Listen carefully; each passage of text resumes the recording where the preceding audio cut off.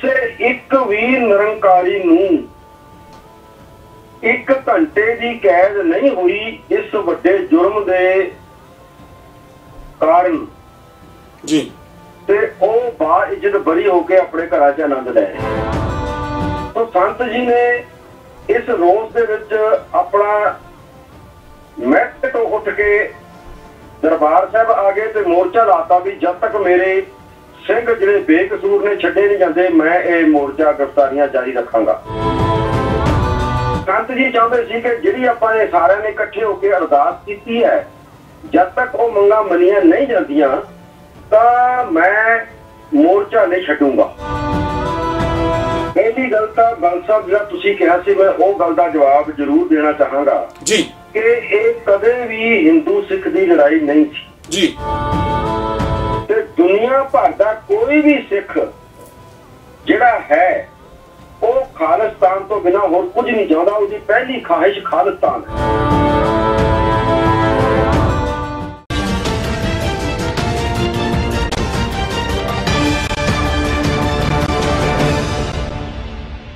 TV 16 Toronto ਦੇਖ ਰਹੇ ਸਾਰੇ ਦਰਸ਼ਕਾਂ ਨੂੰ ਮੇਰੇ ਵੱਲੋਂ ਯਾਨੀ ਕਿ KS ਵੱਲੋਂ ਸਤਿ ਸ੍ਰੀ ਅਕਾਲ ਜੀ।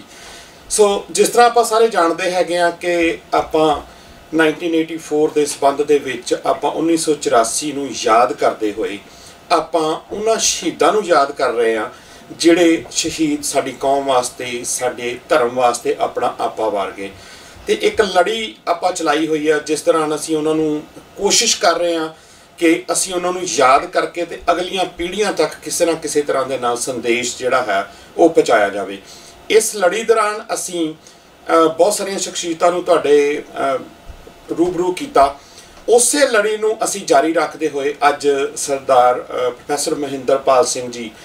श्रोमणी अकाली दल अमृतसर तो जिहड़े जनरल सैकटरी ने इंटरनैशनल जनरल सैकटरी ने अज साडे नाल फोन लाइन ते इंडिया तो मौजूद रहणगे ते अज उन्हां नाल आपां विस्तार दे नाल गल्लां बातां जिहड़ियां करांगे।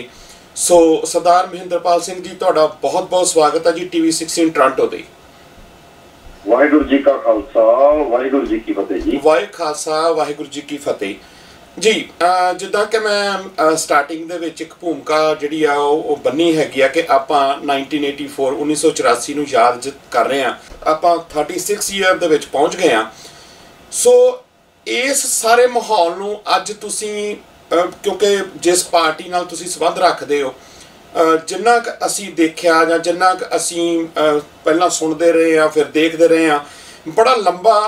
संघर्ष जिहड़ा है तुसीं लगातार लड़ रहे हो और लड़दा उही हुंदा जिहड़ा जागदा क्योंकि सुत्ता जिहड़ा है वो तां सुत्ता ही है उहदे तो आपां कोई उम्मीद नहीं कर सकते हैगे। सो रस्ता कोई इन्ना आसान नहीं हुंदा। असी हर पहलू नूं इस प्रोग्राम के राही टच करने की कोशिश की दर्शकों तक पहुँचाने की कोशिश की कि किस तरह के नाल सारा कुछ वापरिया उन्हां गल्लां नूं ही आपां कंटीन्यू करते हैं कि ठीक है कि बहुत सारिया गल्लां जिहड़ियां ने बहुत सारे पहलू असी कोशिश करते हैं कि उन्होंने खंगालिया जाए तो एक एक पहलू नूं असी जिहड़ा है वो दर्शकों तक पहुँचा सकीए।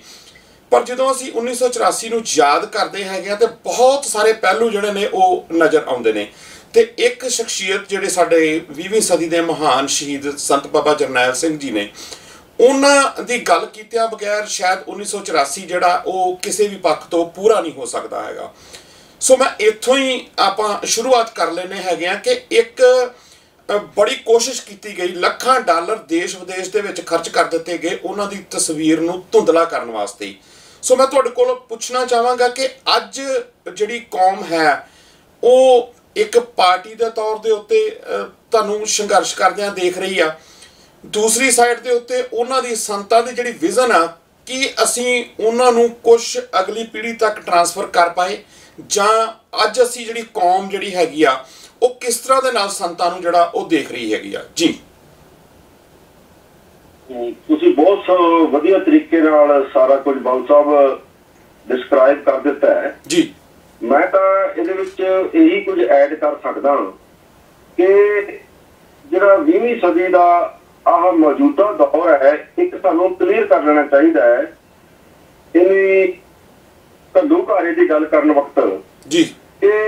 लगातार जे असीं सोचीए या डिस्कस करिए कि आ जिहड़ा संघर्ष अज भी चल रहा है इनू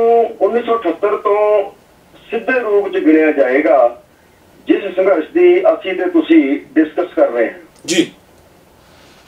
1978 ਇੱਕ ਅਜਿਹਾ ਸਾਲ ਸੀ 47 ਤੋਂ ਬਾਅਦ, 1947 ਤੋਂ ਬਾਅਦ, ਜਦੋਂ ਸਿੱਖਾਂ ਨੂੰ ਇਹ ਅਹਿਸਾਸ ਕਰਾਇਆ ਗਿਆ ਕਿ ਤੁਸੀਂ ਬੇਸ਼ੱਕ ਕੁਰਬਾਨੀ ਵਾਲੀ ਕੌਮ ਹੋ, ਪਰ ਜਿਸ ਹਿੰਦੂਤਵੀ ਰਾਜ ਦੇ ਵਿੱਚ ਤੁਸੀਂ ਰਹਿ ਰਹੇ ਹੋ ਉਹਦੇ ਵਿੱਚ ਤੁਹਾਨੂੰ ਕੇਵਲ ਤੇ ਕੇਵਲ ਗੁਲਾਮ ਬਣ ਕੇ ਹੀ ਦੁਨਿਆਵੀ ਸੁੱਖ ਦਿੱਤੇ ਜਾਣਗੇ। ਜੇ ਤੁਸੀਂ ਆਜ਼ਾਦ ਰੂਪ ਵਿੱਚ ਦੁਨਿਆਵੀ ਸੁੱਖਾਂ ਦੀ ਆਸ ਕਰੋ ਤਾਂ ਹਿੰਦੂਤਵੀ ਸਰਕਾਰ ਜਿਹੜੀ ਹੈ, ਹਿੰਦੂਤਵੀ ਸੋਚ ਜਿਹੜੀ ਹੈ, ਸਰਕਾਰ ਕਿਸੇ ਦੀ ਵੀ ਹੋਵੇ, ਉਹ ਤੁਹਾਨੂੰ ਉਹ ਨਹੀਂ ਦੇਗੀ ਜੀ। ਉਸ ਟਾਈਮ ਤੱਕ 1978 ਜਿਹੜਾ ਸਾਕਾ ਹੋਇਆ ਜਿਹਦੇ ਚ ਨਿਰੰਕਾਰੀਆਂ ਨੇ 13 ਅਪ੍ਰੈਲ 1978 ਨੂੰ 13 ਸਿੱਖਾਂ ਨੂੰ ਸ਼ਰੇਆਮ ਅੰਮ੍ਰਿਤਸਰ ਸਾਹਿਬ ਵਿਸਾਖੀ ਵਾਲੇ ਦਿਨ, ਚਿੱਟੇ ਦਿਨ 11-12 ਵਜੇ ਦੇ ਗੇਟ 'ਚ ਦੁਪਹਿਰੇ ਗੋਲੀਆਂ ਮਾਰ ਕੇ ਮਾਰ ਦਿੱਤਾ ਜੀ। ਕਿਤੇ ਮੈਂ ਉਚੇਚਾ ਕਹਿਣਾ ਕਿ ਜਿਹੜੀ ਇੰਡੀਅਨ ਸਟੇਟ ਹੈ ਇਹਨੇ ਉਸ ਟਾਈਮ ਤੱਕ ਸਿੱਖਾਂ ਦੇ ਕਹੇ ਜਾਂਦੇ ਲੀਡਰ ਖਰੀਦ ਚੁੱਕੀ ਸੀ ਜੀ।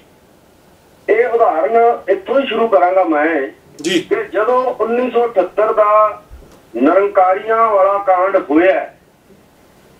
ਉਦੋਂ ਪੰਜਾਬ ਦੇ ਵਿੱਚ ਅਕਾਲੀਆਂ ਦੀ ਸਰਕਾਰ ਸੀ ਜੀ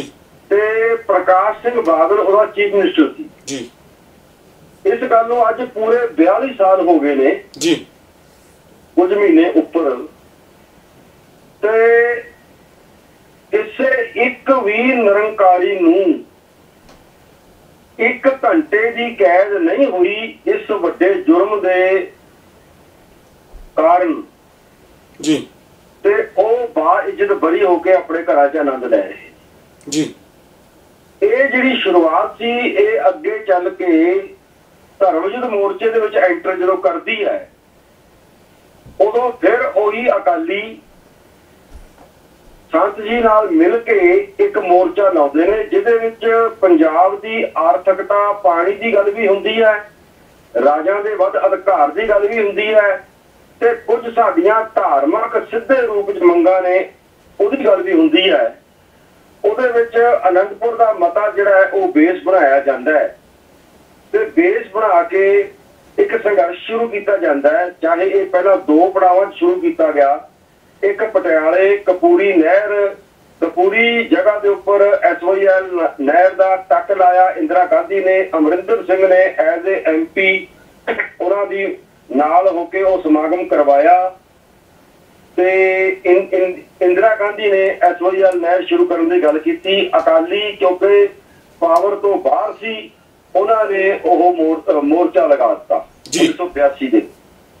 ਉਧਰ ਸੰਤ ਜਰਨੈਲ ਸਿੰਘ ਕਿਉਂਕਿ ਸਾਡੀ ਉਸ ਵਕਤ ਤੱਕ ਉਹ ਧਾਰਮਿਕ ਸ਼ਖਸੀਅਤ ਦੇ ਰੂਪ ਵਿੱਚ ਦਿਸ ਰਹੇ ਸੀ, ਉਹਨਾਂ ਦੇ ਕੁਝ ਸਿੰਘਾਂ ਨੂੰ ਗ੍ਰਿਫਤਾਰ ਕਰ ਲਿਆ ਗਿਆ ਗੈਰ ਕਾਨੂੰਨੀ ਤਰੀਕੇ ਦੇ ਨਾਲ ਤੇ ਉਹਨਾਂ ਦੀ ਜ਼ਮਾਨਤ ਕਰਾਉਣ ਜਾਂ ਉਹਨਾਂ ਦੇ ਕੇਸ ਦੇ ਸੰਬੰਧ ਦੇ ਵਿੱਚ ਭਾਈ ਅਮਰੀਕ ਸਿੰਘ ਜੀ ਜਿਹੜੇ ਕਿ ਆਲ ਇੰਡੀਆ ਸਿੱਖ ਸਟੂਡੈਂਟ ਫੈਡਰੇਸ਼ਨ ਦੇ ਪ੍ਰਧਾਨ ਸੀ ਜੀ ਤੇ ਸੰਤ ਕਰਤਾਰ ਸਿੰਘ ਜੀ ਜਿਹੜੇ ਸੰਤ ਜਰਨੈਲ ਸਿੰਘ ਜੀ ਤੋਂ ਪਹਿਲਾਂ ਟਕਸਾਲ ਦੇ ਮੁਖੀ ਸੀ ਜੀ, ਉਹਨਾਂ ਦੇ ਉਹ ਬੇਟੇ ਸੀ ਤੇ ਨਾਲ ਬਾਬਾ ਠਾਰਾ ਸਿੰਘ ਜੀ ਜਿਹੜੇ ਕਿ ਟਕਸਾਲ ਦੇ ਉਸ ਵਕਤ ਅੰਦਰੂਨੀ ਮਾਮਲੇ ਦੇਖਣ ਦੇ ਇੰਚਾਰਜ ਸੀ। ਜਦੋਂ ਇਹ ਦੋਨੋਂ ਇੱਕ ਕਾਨੂੰਨੀ ਮਦਦ ਲੈਣ ਵਾਸਤੇ ਵਕੀਲਾਂ ਰਾਹੀਂ ਅਦਾਲਤ ਵਿੱਚ ਗਏ ਆਪਣੇ ਬੰਦਿਆਂ ਦੇ ਸੰਬੰਧ 'ਚ ਤਾਂ ਪੁਲਿਸ ਨੇ ਉਲਟਾ ਇਹਨਾਂ ਨੂੰ ਹੀ ਉੱਥੇ ਗ੍ਰਿਫਤਾਰ ਕਰਕੇ ਬਿਠਾ ਲਿਆ ਬਿਨਾਂ ਕਿਸੇ ਕਾਰਨ ਦੇ ਜੀ। ਤਾਂ ਸੰਤ ਜੀ ਨੇ ਇਸ ਰੋਸ ਦੇ ਵਿੱਚ ਆਪਣਾ ਮੈਟ ਤੋਂ ਉੱਠ ਕੇ ਦਰਬਾਰ ਸਾਹਿਬ ਆ ਗਏ ਤੇ ਮੋਰਚਾ ਲਾਤਾ ਵੀ ਜਦ ਤੱਕ ਮੇਰੇ ਸਿੰਘ ਜਿਹੜੇ ਬੇਕਸੂਰ ਨੇ ਛੱਡੇ ਨਹੀਂ ਜਾਂਦੇ ਮੈਂ ਇਹ ਮੋਰਚਾ ਗ੍ਰਿਫਤਾਰੀਆਂ ਜਾਰੀ ਰੱਖਾਂਗਾ ਜੀ। 2 ਮੋਰਚਿਆਂ ਨੂੰ ਵਿਚੋਲੇ ਪੈ ਕੇ ਇੱਕ ਕਰ ਦਿੱਤਾ ਗਿਆ ਤੇ ਧਰਮਯੁੱਧ ਮੋਰਚਾ ਸ਼ੁਰੂ ਹੋ ਗਿਆ। ਧਰਮਯੁੱਧ ਮੋਰਚੇ ਦਾ ਡਿਕਟੇਟਰ ਭਾਵੇਂ ਸੰਤ ਲੋਂਗੋਵਾਲ ਨੂੰ ਥਾਪਿਆ ਗਿਆ ਪਰ ਸਮੇਂ ਦੇ ਬੀਤਣ ਦੇ ਬਾਅਦ ਲੋਂਗੋਵਾਲ ਤੋਂ ਜ਼ਿਆਦਾ ਜਿਹੜੀ ਦ੍ਰਿੜਤਾ ਤੇ ਲੋਕਾਂ ਲੋਕਾਂ ਦੇ ਵਿੱਚ ਸਤਿਕਾਰ ਤੇ ਲੋਕਾਂ ਦੇ ਵਿੱਚ ਮਾਣ ਤੇ ਲੋਕਾਂ ਦਾ ਸਹਿਯੋਗ ਜਿਹੜਾ ਹੈ ਉਹ ਸੰਤ ਜਰਨੈਲ ਸਿੰਘ ਜੀ ਵਾਲੇ ਸਾਈਡ ਤੇ ਵਧਣ ਲੱਗ ਗਿਆ, ਜਿਹਦਾ ਫਿਰ ਅਕਾਲੀ ਵੀ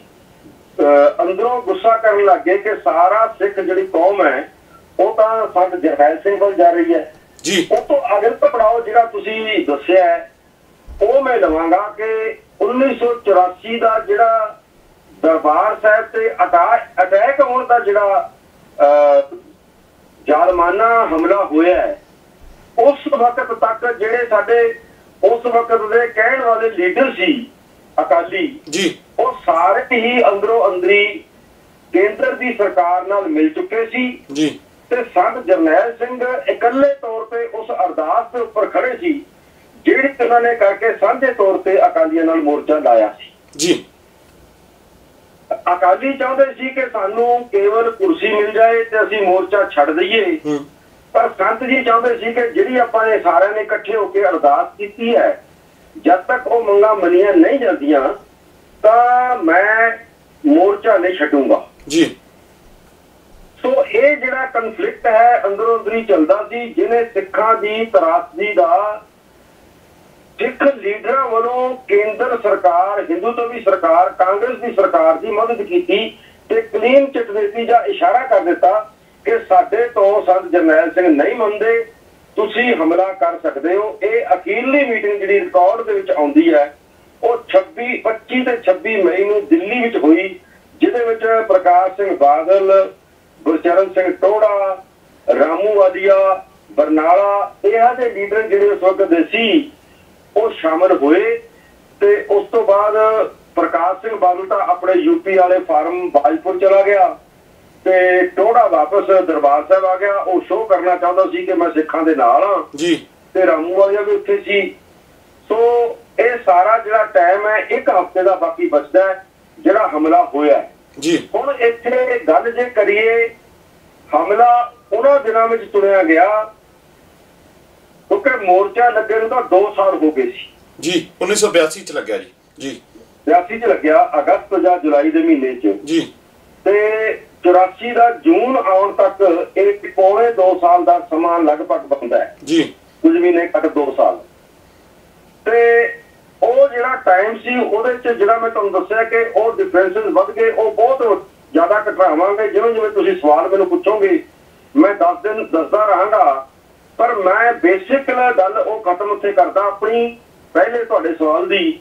ਕਿ 1984 ਦੇ 26 ਮਈ ਨੂੰ ਅਕਾਲੀਆਂ ਨੇ ਕਹਿ ਦਿੱਤਾ ਕਿ ਤੁਸੀਂ ਹਮਲਾ ਕਰ ਦਿਓ, ਤੁਸੀਂ ਉਹਨੂੰ ਕੱਢ ਲਓ, ਮਿਲਟਰੀ ਫੋਰਸ ਨਾਲ ਕੱਢ ਲਓ, ਪੁਲਿਸ ਫੋਰਸ ਨਾਲ ਕੱਢ ਲਓ, ਸਾਡੇ ਤੋਂ ਉਹ ਮੰਨਦਾ ਨਹੀਂ ਹੈ ਜੀ। ਸੋ ਇਹ ਜਿਹੜੀ ਗੱਲ ਸੀ ਇਹ ਸਿੱਖਾਂ ਦੀ ਤਰਾਸਦੀ ਦਾ ਇਹਨੇ ਮੁੱਢ ਬੰਨਿਆ। ਇੱਕ ਪਾਸੇ ਲੀਡਰ ਚਾਲਾਂ ਖੇਡਦੇ ਰਹੇ, ਕੌਮ ਨੂੰ ਵੇਚਦੇ ਰਹੇ, ਦੂਜੇ ਪਾਸੇ ਜਿਹੜੀ ਸਾਡੀ ਸੋਵਰਨਟੀ ਦੀ ਸਭ ਤੋਂ ਵੱਡਾ ਤਾਕਤ ਹੈ ਜੀ ਉਹ ਅਕਾਲ ਤਖਤ ਸਾਹਿਬ ਹੈ ਜੀ। ਇੰਡੀਅਨ ਸੋਵਰਨ ਸਟੇਟ ਨੇ ਸਿੱਖ ਦੇ ਸੋਵਰਨ ਤਖਤ ਅਕਾਲ ਤਖਤ ਸਾਹਿਬ ਦੇ ਉੱਤੇ ਹਮਲਾ ਕੀਤਾ ਹੈ, ਸਾਡੀ ਆਜ਼ਾਦੀ ਤੇ ਹਮਲਾ ਕੀਤਾ ਹੈ, ਸਾਡੀ ਸੋਵਰਨਟੀ, ਸਾਡੀ ਅਣਖ, ਸਾਡੇ ਧਰਮ ਤੇ ਹਮਲਾ ਕੀਤਾ ਹੈ। ਸੋ ਇਹ ਜਿਹੜਾ ਕਨਫਲਿਕਟ ਹੈ ਇਹ 2 ਕੌਮਾਂ ਦਾ ਕਨਫਲਿਕਟ ਬਣ ਕੇ ਅੱਗੇ ਆਉਂਦਾ ਹੈ, ਜਿਹਦੇ ਵਿੱਚ ਇੱਕ ਪਾਸੇ ਜਿਵੇਂ ਕਦੇ ਸ਼ਾਹ ਮੁਹੰਮਦ ਨੇ ਲਿਖਿਆ ਸੀ ਹਿੰਦ ਪੰਜਾਬ ਦਾ ਹੋਲਡ ਦਾ ਜੀ, ਇੱਥੇ ਸਿੱਖ ਸਲਤਨਤ ਵਿਚਾਰਧਾਰਕ ਤੌਰ ਤੇ ਆਜ਼ਾਦ ਕੌਮ, ਵੱਖਰੀ ਕੌਮ, ਇੱਕ ਪਾਸੇ ਉਹਦੀ ਆਈਡੀਓਲੋਜੀ ਸੀ, ਇੱਕ ਪਾਸੇ ਸਨਬ ਕਰਨ ਵਾਲੀ, ਸਾਨੂੰ ਗੁਲਾਮ ਬਣਾਉਣ ਵਾਲੀ ਇੱਕ ਸੋਚ, ਮਨਸੂਬਾ, ਯੋਜਨਾਬੱਧ, ਜਿਹਨੇ ਸਾਨੂੰ 1947 ਦੇ ਵਿੱਚ ਜਰਾਇਮ ਪੇਸ਼ਾ ਕੌਮ ਵੀ ਕਿਹਾ ਸੀ ਤੇ ਸਾਨੂੰ ਭਾਰਤੀ ਸੰਵਿਧਾਨ ਦੇ ਵਿੱਚ ਹਿੰਦੂ ਧਰਮ ਦਾ ਇੱਕ ਹਿੱਸਾ ਗਿਣਿਆ ਹੈ। ਉਸ ਸੋਚ ਨੇ ਇੱਕ ਪਾਸੇ ਸਾਨੂੰ ਹਮਲਾ ਕੀਤਾ ਤੇ ਦੂਜੇ ਪਾਸੇ ਸੰਤ ਜਰਨੈਲ ਸਿੰਘ ਭਿੰਡਰਾਂ ਵਾਲਿਆਂ ਦੀ ਕਮਾਂਡ ਹੇਠ ਭਾਈ ਜਨਰਲ ਸੁਬੇਗ ਸਿੰਘ ਜੀ ਦੀ ਯੋਗ ਅਗਵਾਈ ਦੇ ਵਿੱਚ ਭਾਈ ਅਮਰੀਕ ਸਿੰਘ, ਬਾਬਾ ਠਾਰਾ ਸਿੰਘ ਜੀ, ਇਹਨਾਂ ਸਾਰਿਆਂ ਨੇ ਸਿੱਖ ਹੋਂਦ ਦੀ ਲੜਾਈ ਲੜੀ ਹੈ, ਸਿੱਖ ਸੋਵਰਨਟੀ ਦੀ ਲੜਾਈ ਲੜੀ ਹੈ। ਤੇ ਇੱਥੇ ਇਹ ਮੈਂ ਗੱਲ ਕਲੀਅਰ ਕਰਕੇ ਆਪਣਾ ਤੁਹਾਡਾ ਪਹਿਲੇ ਸਵਾਲ ਦਾ ਗੱਲ ਖਤਮ ਕਰਦਾ ਕਿ ਸੰਤ ਜਰਨੈਲ ਸਿੰਘ ਨੇ ਇਹਨਾਂ ਦਿਨਾਂ ਦੇ ਵਿੱਚ, ਇਹਨਾਂ ਪੌਣੇ 2 ਸਾਲਾਂ ਦੇ ਵਿੱਚ जिन्नी बार भी तकरीर की है मंजी साहब दीवान हाल तो जी, जिथों के शाम ਨੂੰ रोज मोर्चा लाने वाले ਜਿਹੜੇ ਸਿੰਘ ਸੀਗੇ ਉਹ ਗ੍ਰਿਫਤਾਰੀ ਦੇਣ ਲਈ ਜਾਂਦੇ ਸੀ, ਉਹਨਾਂ ਸਾਰੀਆਂ ਹੀ ਕੈਸਟਾਂ ਦੇ ਵਿੱਚ ਆਪਣੀਆਂ ਸਪੀਚਾਂ ਦੇ ਵਿੱਚ ਜਿਹੜੀਆਂ ਰਿਕਾਰਡਡ ਨੇ ਜੀ, ਉਹਨਾਂ ਵਿੱਚ ਉਹਨਾਂ ਨੇ ਕਿਹਾ ਸੀ ਕਿ ਸਾਡੀਆਂ ਮੰਗਾਂ ਜੇ ਪੂਰੀਆਂ ਨਾ ਕੀਤੀਆਂ ਜੀ, ਤਾਂ ਅਸੀਂ ਕੁਝ ਹੋਰ ਵੀ ਸੋਚ ਸਕਦੇ ਹਾਂ ਜੀ। ਉਹਨਾਂ ਨੇ ਆਪਣੀਆਂ ਸਾਰੀਆਂ ਸਪੀਚਾਂ ਵਿੱਚ ਇਹ ਗੱਲ ਪ੍ਰਤੱਖ ਰੂਪ 'ਚ ਕਹੀ ਹੈ ਕਿ ਭਾਰਤ ਦੇਸ਼ ਦੇ ਵਿੱਚ ਸਿੱਖ ਗੁਲਾਮੀ ਵਰਗੀ ਜ਼ਿੰਦਗੀ ਜੀ ਰਹੇ ਨੇ ਜੀ। ਪਰ ਸਿੱਖ ਕਿਉਂਕਿ ਇੱਕ ਆਜ਼ਾਦ ਸੋਚ ਵਾਲੀ ਕੌਮ ਹੈ, ਗੁਰੂ ਸਾਹਿਬ ਦੀ ਵਸਾਈ ਹੋਈ, ਇਹ ਕਦੇ ਵੀ ਗੁਲਾਮੀ ਵਾਲੀ ਜ਼ਿੰਦਗੀ ਨਹੀਂ ਜੀ ਸਕਦੀ। ਅਸੀਂ ਪਹਿਲੇ ਦਰਜੇ ਦੇ ਸ਼ਹਿਰੀ ਹੋ ਕੇ, ਭਾਵ ਬਰਾਬਰ ਦੀ ਕੌਮ ਹੋ ਕੇ ਤਾਂ ਇੱਥੇ ਰਹਿ ਸਕਦੇ ਹਾਂ, ਪਰ ਜੇਕਰ ਸਾਨੂੰ ਗੁਲਾਮੀ ਦੇ ਤੌਰ ਤੇ ਰੱਖਿਆ ਜਾਊਗਾ, ਜਿਵੇਂ ਅਸੀਂ ਸੰਘਰਸ਼ ਕਰਦੇ ਹਾਂ, ਇਹ ਅੱਗੇ ਵੱਧਦਾ ਰਹੂਗਾ। ਅਖੀਰ ਵਿੱਚ ਸੰਤ ਜਰਨੈਲ ਸਿੰਘ ਜੀ ਨੇ ਇਹ ਸਪਸ਼ਟ ਰੂਪ ਵਿੱਚ ਕਹਿ ਦਿੱਤਾ ਕਿ ਜੇਕਰ ਤਾਂ ਸਰਕਾਰ ਸਾਡੀਆਂ ਮੰਗਾਂ ਮੰਨਦੀ ਹੈ, ਠੀਕ ਹੈ, ਕੋਈ ਬੈਠ ਕੇ ਟੇਬਲ ਤੇ ਗੱਲ ਹੋ ਸਕਦੀ ਹੈ ਜੀ, ਪਰ ਜੇ ਸਰਕਾਰ ਹਿੰਦ ਦੀਆਂ ਫੌਜਾਂ ਚੜਾ ਕੇ ਸਾਡੇ ਉੱਪਰ ਆਏਗੀ, ਸਾਡੇ ਉੱਤੇ ਹਮਲਾ ਕਰੂਗੀ, ਜਿਸ ਦਿਨ ਭਾਰਤੀ ਫੌਜ, ਹਿੰਦੂ ਦਬੀ ਫੌਜ ਦਰਬਾਰ ਸਾਹਿਬ, ਸਾਡੇ ਅਕਾਲ ਤਖਤ ਸਾਹਿਬ ਦਰਬਾਰ ਸਾਹਿਬ ਤੇ ਚੜ ਕੇ ਆਊਗੀ, ਉਸ ਦਿਨ ਖਾਲਿਸਤਾਨ ਦੀ ਨੀਂਹ ਰੱਖੀ ਜਾਊਗੀ। ਫਿਰ ਕੋਈ ਟੇਬਲ ਟਾਕ ਨਹੀਂ ਹੋਏਗੀ, ਫਿਰ ਕੋਈ ਹੋਰ ਅਲਟਰਨੇਟ ਨਹੀਂ ਹੋਊਗਾ, ਫਿਰ ਇੱਕੋ ਹੀ ਗੱਲ ਸਪਸ਼ਟ ਰੂਪ ਵਿੱਚ ਪਾਸ ਹੋ ਜੂਗੀ ਤੇ ਹੋ ਗਈ ਜੀ ਕਿ ਉਸ ਦਿਨ ਖਾਲਿਸਤਾਨ ਦੀ ਨੀਂਹ ਰੱਖੀ ਜਾਊਗੀ। ਇਹ ਹੈ ਪਹਿਲਾ ਪੜਾਅ ਜੋ ਆਪ ਜੀ ਨੇ ਪੁੱਛਿਆ। ਅੱਗੇ ਜੋ ਤੁਸੀਂ ਪੁੱਛੋਗੇ 36 ਸਾਲ ਦਾ ਵੇਰਵਾ ਪੁੱਛੋ, ਜੋ ਤੁਸੀਂ ਠੀਕ ਸਮਝੋ ਉਹ ਪੁੱਛੋਗੇ ਤਾਂ ਮੈਂ ਉਸ ਤਰੀਕੇ ਨਾਲ ਆਪ ਜੀ ਨੂੰ ਜਵਾਬ ਦਊਂਗਾ ਜੀ। ਬਲ ਸਾਹਿਬ ਜੀ, ਤੁਸੀਂ ਬੜੀ ਵਿਸਤਾਰ ਦੇ ਨਾਲ ਦੱਸਿਆ। ਮੈਨੂੰ ਲੱਗਦਾ ਕਿ ਬਹੁਤ ਵਧੀਆ ਲਫ਼ਜ਼ਾਂ ਦੇ ਵਿੱਚ ਤੁਸੀਂ ਸਾਰੇ ਉਸ ਵਾਕਿਆ ਨੂੰ ਬਿਆਨ ਕਰ ਦਿੱਤਾ। ਪਰ ਦੋ ਸਵਾਲ ਇੱਥੇ ਪੈਦਾ ਹੋ ਜਾਂਦੇ ਨੇ। ਇੱਕ ਤਾਂ ਜਿਹੜੀ ਤੁਸੀਂ ਗੱਲ ਕੀਤੀ ਕਿ ਇਹ ਉੱਥੋਂ ਇੱਕ ਸਵਾਲ ਪੈਦਾ ਹੁੰਦਾ ਕਿ ਇਹ ਲੜਾਈ ਜਿਹੜੀ ਸੀਗੀ, ਜਿਹਨੂੰ ਚਲੋ ਇਹ ਕਹਿ ਲਿਆ ਜਾਵੇ ਕਿ ਹਿੰਦੂ ਸਿੱਖ ਦੀ ਲੜਾਈ ਬਣਾ ਦਿੱਤੀ ਗਈ, ਇਹ ਦੋ ਤਖਤਾਂ ਦੀ ਲੜਾਈ ਆਪਾਂ ਇਹਨੂੰ ਮੰਨ ਸਕਦੇ ਹੈਗੇ ਆ। ਤੇ ਦੂਸਰੀ ਗੱਲ ਤੁਸੀਂ ਜਿਹੜੀ ਅਖੀਰ ਦੇ ਵਿੱਚ ਸੰਤਾਂ ਨੇ ਆਪਣੀ ਰਿਕਾਰਡਡ ਜਿਹੜੀ ਆਪਣੇ ਕੋਲ ਸਟੇਟਮੈਂਟ ਵੀ ਪਈ ਹੋਈ ਆ, ਸਭ ਕੁਝ ਲੋਕੀ ਉਹਨੂੰ ਦੇਖਦੇ ਵੀ ਨੇ, ਸੁਣਦੇ ਵੀ ਨੇ, ਉਹਦੇ ਵਿੱਚ ਉਹਨਾਂ ਨੇ ਕਿਹਾ ਕਿ ਜਦੋਂ ਵੀ, ਜਿਸ ਤਰ੍ਹਾਂ ਕਿ ਤੁਸੀਂ ਵੀ ਇਹ ਗੱਲ ਨੂੰ ਬੜੇ ਅਖੀਰ ਦੇ ਵਿੱਚ ਜਦੋਂ ਤੁਸੀਂ ਮੇਰੇ ਪਹਿਲੇ ਸਵਾਲ ਨੂੰ ਕੰਪਲੀਟ ਕੀਤਾ ਤਾਂ ਉਹਦੇ ਵਿੱਚ ਦੱਸਿਆ ਕਿ ਜਦੋਂ ਹਿੰਦੁਸਤਾਨ ਸਰਕਾਰ ਜਿਹੜੀ ਹੈਗੀ ਆ, ਭਾਰਤੀ ਸਰਕਾਰ ਦੇ ਕਦਮ ਦਰਬਾਰ ਸਾਹਿਬ ਦੇ ਅੰਦਰ ਪੈਣਗੇ, ਫੌਜ ਦੇ ਰੂਪ ਵਿੱਚ ਪੈਣਗੇ, ਉਸ ਦਿਨ ਖਾਲਿਸਤਾਨ ਦੀ ਨੀਂਹ ਰੱਖੀ ਜਾਏਗੀ। ਸੋ ਇਹ ਪਰੰਪਰਾ ਰਹੀ ਹੈ ਕਿ ਸ਼ਹੀਦ ਹਮੇਸ਼ਾ ਇੱਕ ਸਾਨੂੰ ਸੰਵਿਧਾਨ ਦੇ ਤੌਰ ਤੇ ਕੁਛ ਨਾ ਕੁਛ ਦੇ ਕੇ ਜਾਇਆ ਕਰਦੇ ਨੇ। ਸੋ ਮੈਨੂੰ ਇਹ ਲੱਗਦਾ ਕਿ ਸਿੱਖਾਂ ਵਾਸਤੇ ਇੱਕ ਸਭ ਤੋਂ ਵੱਡਾ ਉਸ ਦਿਨ ਇੱਕ ਸੰਵਿਧਾਨ ਹੀ ਇਹ ਸਾਹਮਣੇ ਆ ਗਿਆ ਕਿ ਅੱਜ ਤੋਂ ਬਾਅਦ ਇੱਕ ਵਾਲ, ਇੱਕ ਲਕੀਰ ਖਿੱਚ ਦਿੱਤੀ ਗਈ। ਸੋ ਆਪਾਂ ਉਸੇ ਹੀ ਪ੍ਰੋਫੈਸਰ ਸਾਹਿਬ, ਤੁਹਾਡਾ ਦੁਬਾਰਾ ਸਵਾਗਤ ਹੈ ਜੀ ਬ੍ਰੇਕ ਤੋਂ ਬਾਅਦ। ਸੋ ਮੈਂ ਉਸ ਸਵਾਲ, ਸ਼ਾਇਦ ਤੁਸੀਂ ਮੇਰਾ ਸਾਰਾ ਸੁਣ ਲਿਆ ਹੋਏਗਾ, ਮੈਂ ਉਹੀ ਚੀਜ਼ ਨੂੰ ਮੈਂ ਅੱਗੇ ਲੈ ਕੇ ਜਾਵਾਂਗਾ ਕਿ ਇਸ ਨੂੰ ਸਿੱਖ ਇੱਕ ਸੰਵਿਧਾਨ ਦੇ ਤੌਰ ਤੇ ਮੰਨ ਲੈਣ ਜਾਂ ਇੱਕ ਉਸ ਖਿੱਚੀ ਹੋਈ ਲਕੀਰ ਕਿ ਐਂਡ ਜਦੋਂ ਆਪਾਂ ਇੱਕ ਨਾਰਮਲ ਇਨਸਾਨ ਵੀ ਇਹ ਕੋਈ ਗੱਲ ਕਰਦਾ ਹੈਗਾ ਕਿ ਜੇਕਰ ਇਹ ਮੇਰਾ ਹੱਦ ਬੰਨਾ, ਜੇ ਇਸ ਹੱਦ ਤੋਂ ਕੋਈ ਉਸ ਚੀਜ਼ ਨੂੰ ਕ੍ਰਾਸ ਕਰ ਜਾਂਦਾ ਤੇ ਫਿਰ ਮੇਰਾ ਕੋਈ ਸਮਝੌਤਾ ਨਹੀਂ। ਸੋ ਸਿੱਖ ਕੌਮ ਨੂੰ ਇਹ ਚੀਜ਼ ਜਿਹੜੀ ਹੈ ਉੱਥੋਂ ਹੀ ਸਮਝ ਲੈਣੀ ਚਾਹੀਦੀ, ਸੰਵਿਧਾਨ ਦੇ ਤੌਰ ਦੇ ਉੱਤੇ ਇਸ ਚੀਜ਼ ਨੂੰ ਲੈ ਲੈਣਾ ਚਾਹੀਦਾ। ਜੀ ਕੀ ਕਹਿਣਾ ਚਾਹੋਗੇ ਇਸ ਦੇ ਬਾਰੇ ਤੁਸੀਂ? ਜੀ, ਪਹਿਲੀ ਗੱਲ ਤਾਂ ਬਲ ਸਾਹਿਬ ਜਿਹੜਾ ਤੁਸੀਂ ਕਿਹਾ ਸੀ, ਮੈਂ ਉਹ ਗੱਲ ਦਾ ਜਵਾਬ ਜ਼ਰੂਰ ਦੇਣਾ ਚਾਹਾਂਗਾ ਜੀ ਕਿ ਇਹ ਕਦੇ ਵੀ ਹਿੰਦੂ ਸਿੱਖ ਦੀ ਲੜਾਈ ਨਹੀਂ ਸੀ ਜੀ। ਇਹ ਇਸ ਤਰ੍ਹਾਂ ਦੇ ਸਵਾਲ ਖੜੇ ਕਰਨੇ ਅਸਲ 'ਚ ਉਹਨਾਂ ਰਾਜਸੀ ਲੋਕਾਂ ਨੂੰ ਬਹੁਤ ਸੂਟ ਬੈਠਦੇ ਨੇ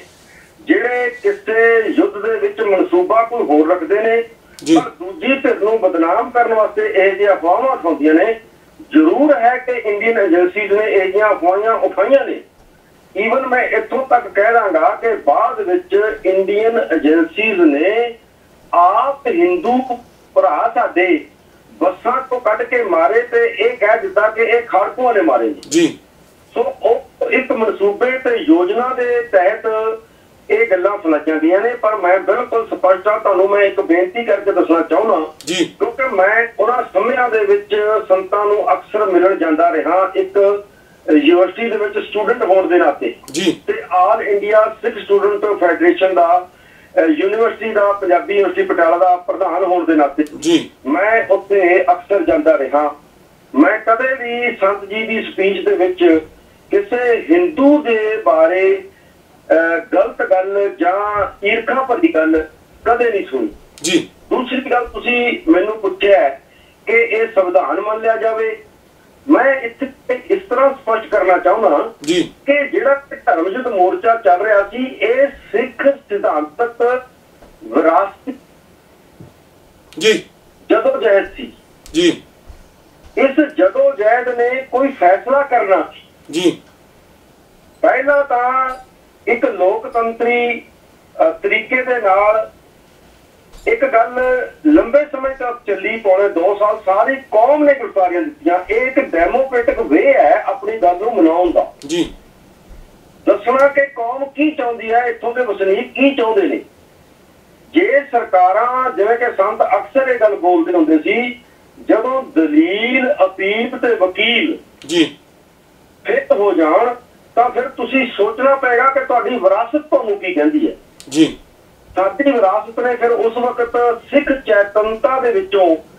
ਜੋ ਫੈਸਲਾ ਕੀਤਾ, ਉਹ ਸੰਤ ਜਰਨੈਲ ਸਿੰਘ ਨੇ ਇੱਕ ਆਦੇਸ਼ ਦੇ ਤੌਰ ਤੇ, ਇੱਕ ਤਖਤ ਤੋਂ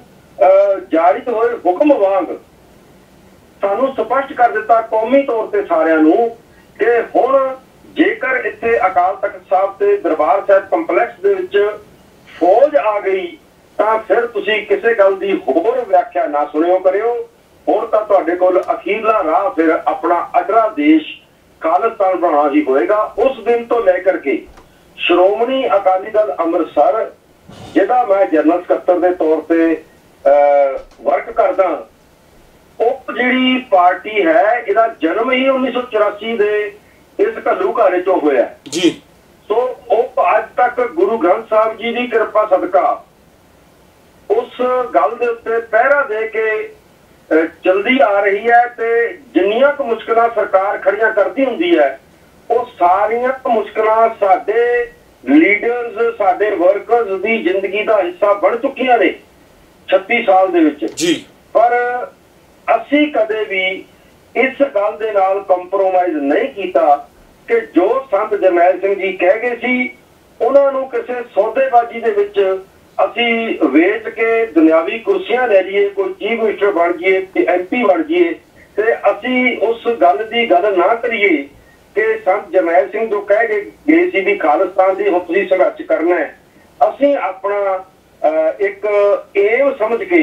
ਖਾਲਿਸਤਾਨ ਦੇ ਲਈ ਲੋਕਤੰਤਰੀ ਤਰੀਕੇ ਦੇ ਨਾਲ ਤੇ ਸ਼ਾਂਤੀਪੂਰਨ ਪਰ ਪੂਰਨ ਦ੍ਰਿੜਤਾ ਦੇ ਨਾਲ ਆਪਣਾ ਸੰਘਰਸ਼ ਲੜਦੇ ਆ ਰਹੇ ਹਾਂ। ਇੱਥੇ ਮੈਨੂੰ ਇਹ ਦੱਸ ਕੇ ਬਹੁਤ ਖੁਸ਼ੀ ਹੋ ਰਹੀ ਹੈ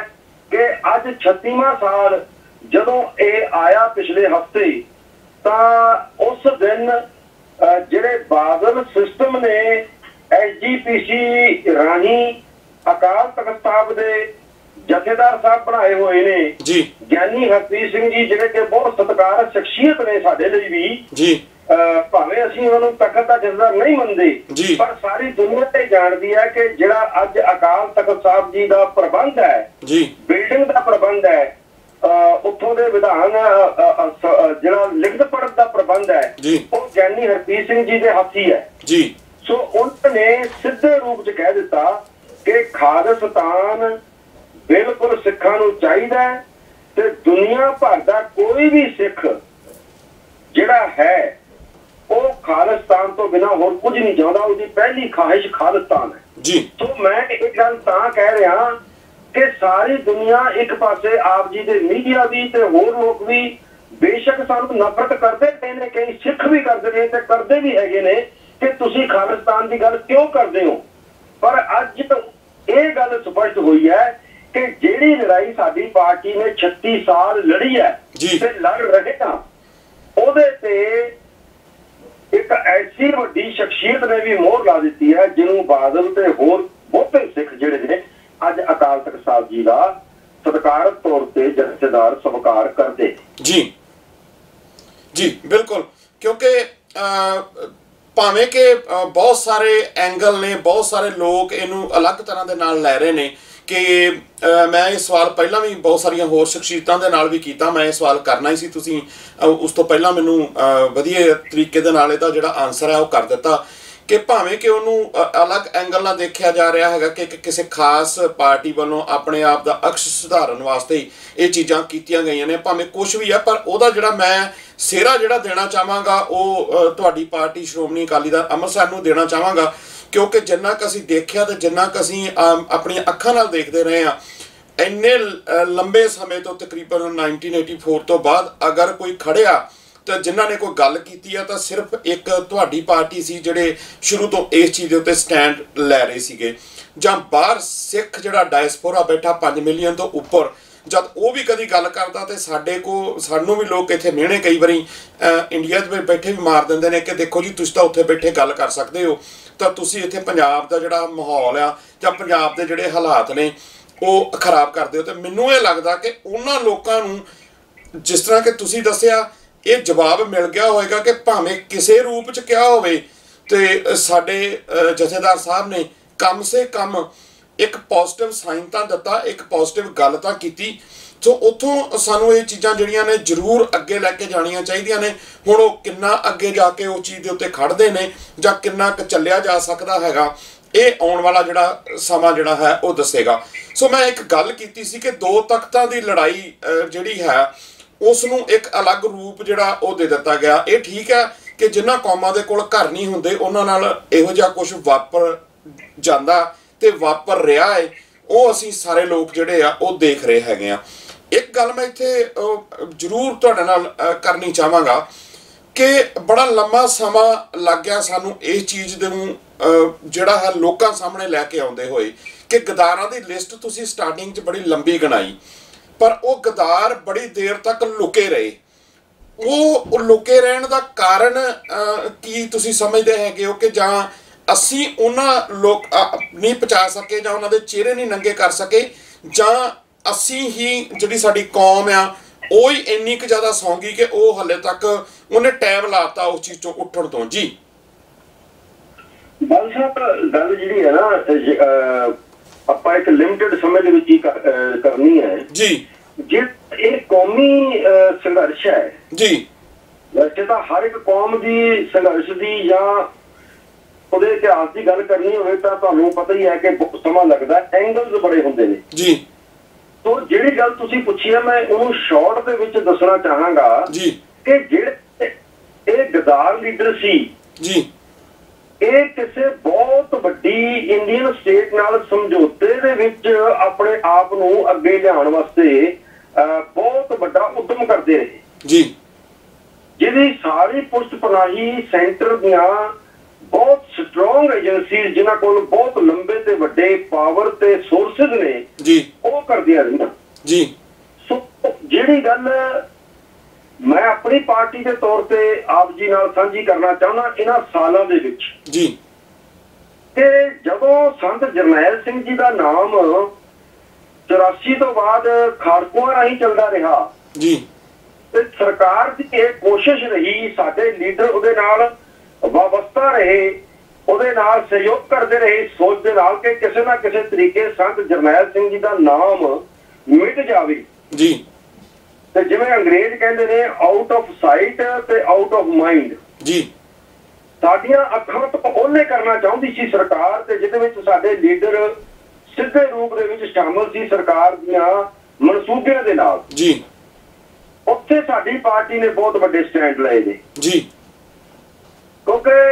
ਅੱਜ ਵੀ ਜੇ ਦੇਖੋ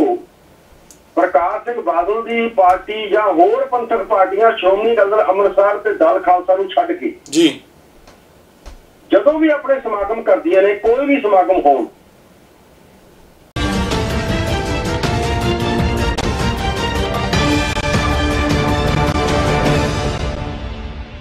TV 16 ਟੋਰਾਂਟੋ ਦੇਖ ਰਹੇ ਸਾਰੇ ਦਰਸ਼ਕਾਂ ਨੂੰ ਮੇਰੇ ਵੱਲੋਂ ਯਾਨੀ ਕਿ KS ਵੱਲੋਂ ਸਤਿ ਸ੍ਰੀ ਅਕਾਲ ਜੀ। ਸੋ ਜਿਸ ਤਰ੍ਹਾਂ ਆਪਾਂ ਸਾਰੇ ਜਾਣਦੇ ਹੈਗੇ ਆ ਕਿ ਆਪਾਂ 1984 ਦੇ ਸੰਬੰਧ ਦੇ ਵਿੱਚ ਆਪਾਂ 1984 ਨੂੰ ਯਾਦ ਕਰਦੇ ਹੋਏ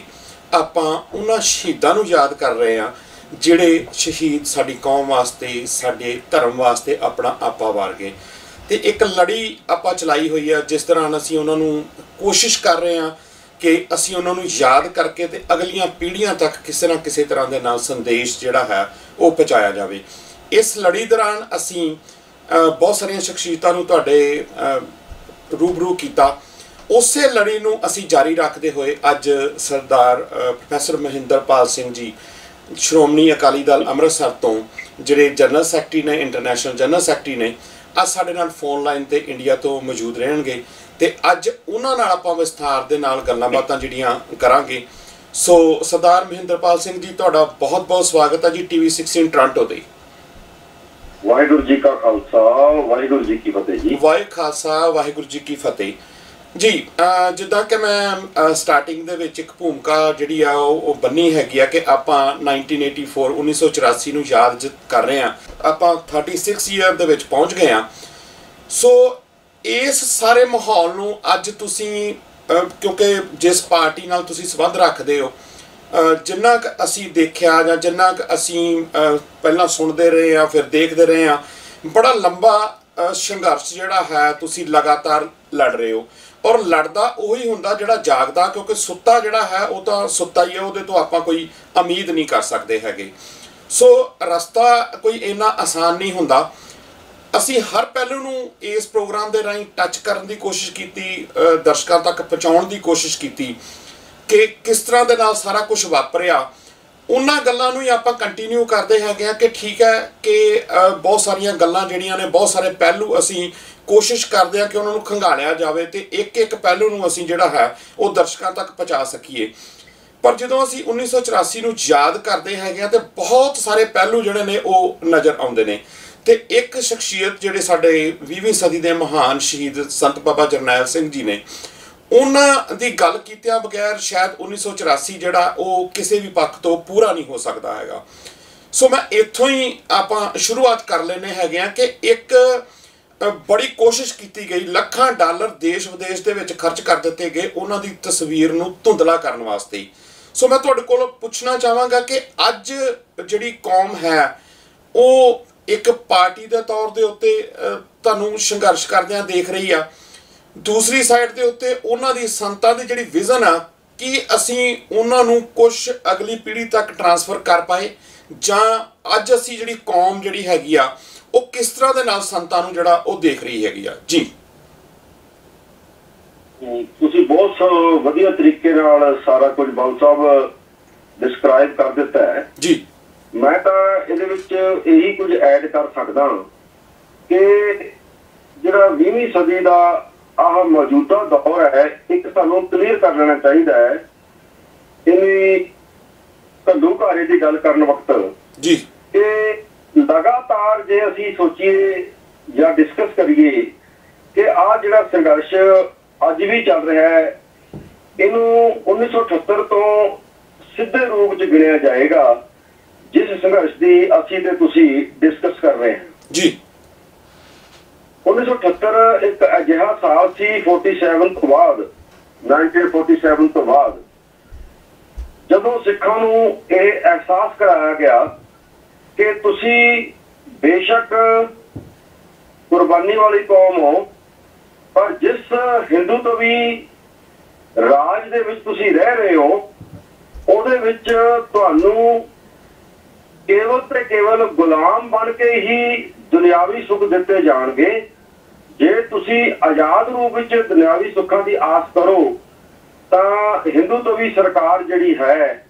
ਹਿੰਦੂ ਤੋਂ ਵੀ ਸੋਚ ਜਿਹੜੀ ਹੈ ਸਰਕਾਰ ਕਿਸੇ ਦੀ ਵੀ ਹੋਵੇ, ਉਹ ਤੁਹਾਨੂੰ ਉਹ ਨਹੀਂ ਦੇਗੀ ਜੀ। ਉਸ ਟਾਈਮ ਤੱਕ 1978 ਜਿਹੜਾ ਸਾਕਾ ਹੋਇਆ, ਜਿਹਦੇ ਚ ਨਿਰੰਕਾਰੀਆਂ ਨੇ 13 ਅਪ੍ਰੈਲ 1978 ਨੂੰ 13 ਸਿੱਖਾਂ ਨੂੰ ਸ਼ਰੇਆਮ ਅੰਮ੍ਰਿਤਸਰ ਸਾਹਿਬ ਵਿਸਾਖੀ ਵਾਲੇ ਦਿਨ, ਚਿੱਟੇ ਦਿਨ 11-12 ਵਜੇ ਦੇ ਗੇਟ 'ਚ ਦੁਪਹਿਰੇ ਗੋਲੀਆਂ ਮਾਰ ਕੇ ਮਾਰ ਦਿੱਤਾ ਜੀ। ਕਿਤੇ ਮੈਂ ਉਚੇਚਾ ਕਹਿਣਾ ਕਿ ਜਿਹੜੀ ਇੰਡੀਅਨ ਸਟੇਟ ਹੈ ਇਹਨੇ ਉਸ ਟਾਈਮ ਤੱਕ ਸਿੱਖਾਂ ਦੇ ਕਹੇ ਜਾਂਦੇ ਲੀਡਰ ਖਰੀਦ ਚੁੱਕੀ ਸੀ ਜੀ। ਇਹ ਉਦਾਹਰਨ ਕਾਰਨ ਇੱਥੋਂ ਹੀ ਸ਼ੁਰੂ ਕਰਾਂਗਾ ਮੈਂ ਜੀ ਕਿ ਜਦੋਂ 1978 ਦਾ ਨਿਰੰਕਾਰੀਆਂ ਵਾਲਾ ਕਾਂਡ ਹੋਇਆ, ਉਦੋਂ ਪੰਜਾਬ ਦੇ ਵਿੱਚ ਅਕਾਲੀਆਂ ਦੀ ਸਰਕਾਰ ਸੀ ਜੀ ਤੇ ਪ੍ਰਕਾਸ਼ ਸਿੰਘ ਬਾਦਲ ਉਹਦਾ ਚੀਫ ਮਿਨਿਸਟਰ ਸੀ ਜੀ। ਇਸ ਗੱਲ ਨੂੰ ਅੱਜ ਪੂਰੇ 42 ਸਾਲ ਹੋ ਗਏ ਨੇ ਜੀ, ਕੁਝ ਮਹੀਨੇ ਉੱਪਰ, ਤੇ ਕਿਸੇ ਇੱਕ ਵੀ ਨਿਰੰਕਾਰੀ ਨੂੰ 1 ਘੰਟੇ ਦੀ ਕੈਦ ਨਹੀਂ ਹੋਈ ਇਸ ਵੱਡੇ ਜੁਰਮ ਦੇ ਕਾਰਨ ਜੀ, ਤੇ ਉਹ ਬਾਇਜ਼ਤ ਬਰੀ ਹੋ ਕੇ ਆਪਣੇ ਘਰਾਂ 'ਚ ਆਨੰਦ ਲੈ ਰਹੇ ਜੀ। ਇਹ ਜਿਹੜੀ ਸ਼ੁਰੂਆਤ ਸੀ, ਇਹ ਅੱਗੇ ਚੱਲ ਕੇ ਧਰਮਯੁੱਧ ਮੋਰਚੇ ਦੇ ਵਿੱਚ ਐਂਟਰ ਜਦੋਂ ਕਰਦੀ ਹੈ, ਉਦੋਂ ਫਿਰ ਉਹੀ ਅਕਾਲੀ ਸੰਤ ਜੀ ਨਾਲ ਮਿਲ ਕੇ ਇੱਕ ਮੋਰਚਾ ਲਾਉਂਦੇ ਨੇ, ਜਿਹਦੇ ਵਿੱਚ ਪੰਜਾਬ ਦੀ ਆਰਥਿਕਤਾ, ਪਾਣੀ ਦੀ ਗੱਲ ਵੀ ਹੁੰਦੀ ਹੈ, ਰਾਜਾਂ ਦੇ ਵੱਧ ਅਧਿਕਾਰ ਦੀ ਗੱਲ ਵੀ ਹੁੰਦੀ ਹੈ, ਤੇ ਕੁਝ ਸਾਡੀਆਂ ਧਾਰਮਿਕ ਸਿੱਧੇ ਰੂਪ 'ਚ ਮੰਗਾਂ ਨੇ ਉਹਦੀ ਗੱਲ ਵੀ ਹੁੰਦੀ ਹੈ। ਉਹਦੇ ਵਿੱਚ ਅਨੰਦਪੁਰ ਦਾ ਮਤਾ ਜਿਹੜਾ ਹੈ ਉਹ ਬੇਸ ਬਣਾਇਆ ਜਾਂਦਾ ਹੈ, ਤੇ ਬੇਸ ਬਣਾ ਕੇ ਇੱਕ ਸੰਘਰਸ਼ ਸ਼ੁਰੂ ਕੀਤਾ ਜਾਂਦਾ ਹੈ। ਚਾਹੇ ਇਹ ਪਹਿਲਾਂ 2 ਪੜਾਵਾਂ 'ਚ ਸ਼ੁਰੂ ਕੀਤਾ ਗਿਆ, ਇੱਕ ਪਟਿਆਲੇ ਕਪੂਰੀ ਨਹਿਰ, ਕਪੂਰੀ ਜਗ੍ਹਾ ਦੇ ਉੱਪਰ SYL ਨਹਿਰ ਦਾ ਟੱਕ ਲਾਇਆ ਇੰਦਰਾ ਗਾਂਧੀ ਨੇ, ਅਮਰਿੰਦਰ ਸਿੰਘ ਨੇ ਐਜ਼ ਏ MP ਉਹਨਾਂ ਦੀ ਨਾਲ ਹੋ ਕੇ ਉਹ ਸਮਾਗਮ ਕਰਵਾਇਆ, ਤੇ